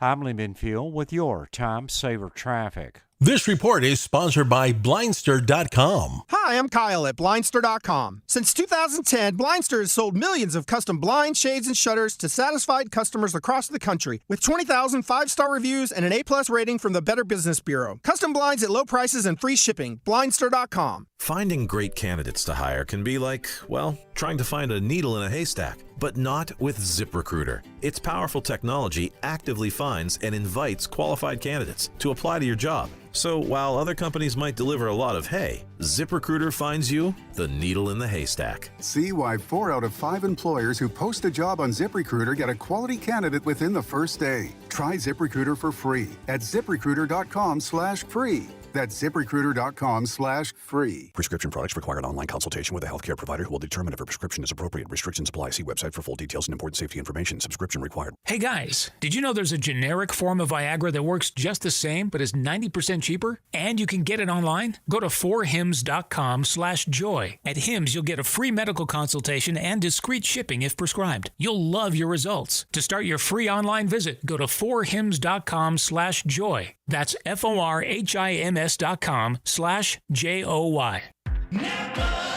The roar of our engines, the pump of our heartbeats, the pedal to our metal, the sparks that ignite us, the pistons that push us, the passions that drive us. From the feelings that move us to the places that pull us on the roads that unite us. With nearly 6,000 stores and over 17,000 auto care centers, Napa has America's largest network of parts and care, here to keep you firing on all cylinders. There's a lot of talk about heroes these days. Hey buddy, you wanna go fishing? The folks in the funny outfits with superpowers and spandex. All right, buddy, let me help you. But at Ingles, we know that a lot of our heroes Now you look like a pro. are a little closer to home. They're the ones who give us what we need for those everyday adventures. That's why we look up to the ones who look out for us. Don't forget your fish food. Catch a big one. Ingles. See you later, Dad. All the ingredients for family. Rogue Combat Club, Asheville's home for comprehensive martial arts training, has a goal for our community, one that's stronger, more fit, and unwavers in its support of one another. Rogue Combat Club's instructors have competed at the highest levels and offer classes for everyone from young children to adults in Brazilian Jiu-Jitsu, Muay Thai, and wrestling. Rogue Combat Club classes can help you boost your self-confidence and self-defense skills while weeding out the egos and intimidation found at other gyms. Join today at roguecombatclub.com. Tired of getting dinged by monthly fees on your checking account? You need Simple Checking from Home Trust Bank. With Simple Checking, you get all the essential checking services for free, including 100% online access and a free Visa debit card. It's everything you need from a checking account, but no hoops, no surprises, no monthly fees. Stop by today or call 800-627-1632. Simple Checking at Home Trust. Ready for what's next. Member FDIC, Equal Housing Lender. The Sportsocracy. That is some good, clean family fun there, eh, Kai? Back in the Sportsocracy to close out another week here in the Ingles Studio. We have a new member of the House of Reprehensibles on the YouTube stream. There's no laws in this place. Anything goes. It's Thunderdome. A big welcome to Big Noriega. Indeed. We're like an AA meeting for sports. We just show up here, we talk about our problems, and then we go on about our way. Except in times like this where we have just a slew more mock drafts that are coming up on the YouTube stream after this here program. Yep. We got team-by-team mock draft coverage coming your way. 3-round mock drafts by Flostradamus. And if you're looking for a slightly different element over the weekend, you'll see a few mock drafts that come out with the next set of teams that are me and HWA. Because we felt like we needed a little pretty, and Tank is unavailable this weekend, so right. She's just right. I mean, if you can't have the bell of the ball, then you settle for seconds. That's fine. Yeah. Let's go with that's how that worked. Just saying. Let's go with that's how that worked. It's gonna be a fun weekend. What are you looking forward to the most? Oh, I mean, right now. Just rest. A domestic light. I mean, I'm telling you right now, I'd drink it out of my shoe. Of course, I meant sports-wise, but geez. Oh, sports-wise. Yeah. Consuming a domestic light while watching it. There you go. I mean, This weekend doesn't – I mean, this is a working Nothing. weekend for me because I'm still locked into draft stuff and the Final Four. Outside of the betting on it, I just don't care. No Final Four, no Valera Open, no I was actually going to say the golf. WrestleMania. The golf would probably be the high water mark for me. Okay. I may tune into a minute of the golf or of the WrestleMania. And I may end up watching both nights of it because you never know. It is the Sportsocracy. We hope you all enjoy your sportsing weekend, no matter what you choose to do. And we'll be back with you here in the Ingles Studio on Monday at 3 p.m. This is your Exergen Temporal Scanner weather forecast on ESPN Asheville. A high wind watch is in effect from late tonight through Saturday night, with some of the gusts out of the west potentially hitting 50 or even 60 miles per hour. There also will be some showers popping up tonight with a low dropping down to 57. Some more rain will fall early on Saturday, then during the afternoon, gusty winds and a high reaching 73. Clearing takes place tomorrow night. It'll still be windy with a low down to 36. And for Sunday, mostly sunny with a high close to 67 degrees. I'm Jeff Marr from the Weather Channel. This is your time saver traffic on the new ESPN Asheville. Traffic is stop and go 26 westbound between Hendersonville Road and the Blue Ridge Parkway. 26 eastbound is stop and go between I-40 and the French Broad River. 40 westbound in Haywood County is crawling between NC 209 and US 276. Sweeten Creek Road, north and southbound, approaching Mills Gap Road is slow. In Fletcher, Hendersonville Road northbound, stop and go, approaching Fanning Bridge Road. Hendersonville Road northbound, slow, approaching Long Shoals Road. Hendersonville Road southbound, slow, between Biltmore Forest and Overlook Road. Brevard Road southbound, stop and go, between the Bent Creek area and Clayton Road. Near Avery Creek, Brevard Road northbound, approaching Long Shoals Road is slow. Smoky Park Highway northbound, approaching Sand Hill Road slow. I'm Lee Benfield with your Time Saver Traffic. This report is sponsored by Blindster.com. Hi, I'm Kyle at Blindster.com. At Blindster, we offer over 50 different custom window treatments, including faux wood blinds and shutters, all at prices less than retail. Plus, we'll send you free samples before you buy. Don't hire an expensive pro. Do it yourself and save big at Blindster.com. From the Ingles Studios, this is ESPN Asheville, WPEK, W225CJ Fairview, WMXF Wayne.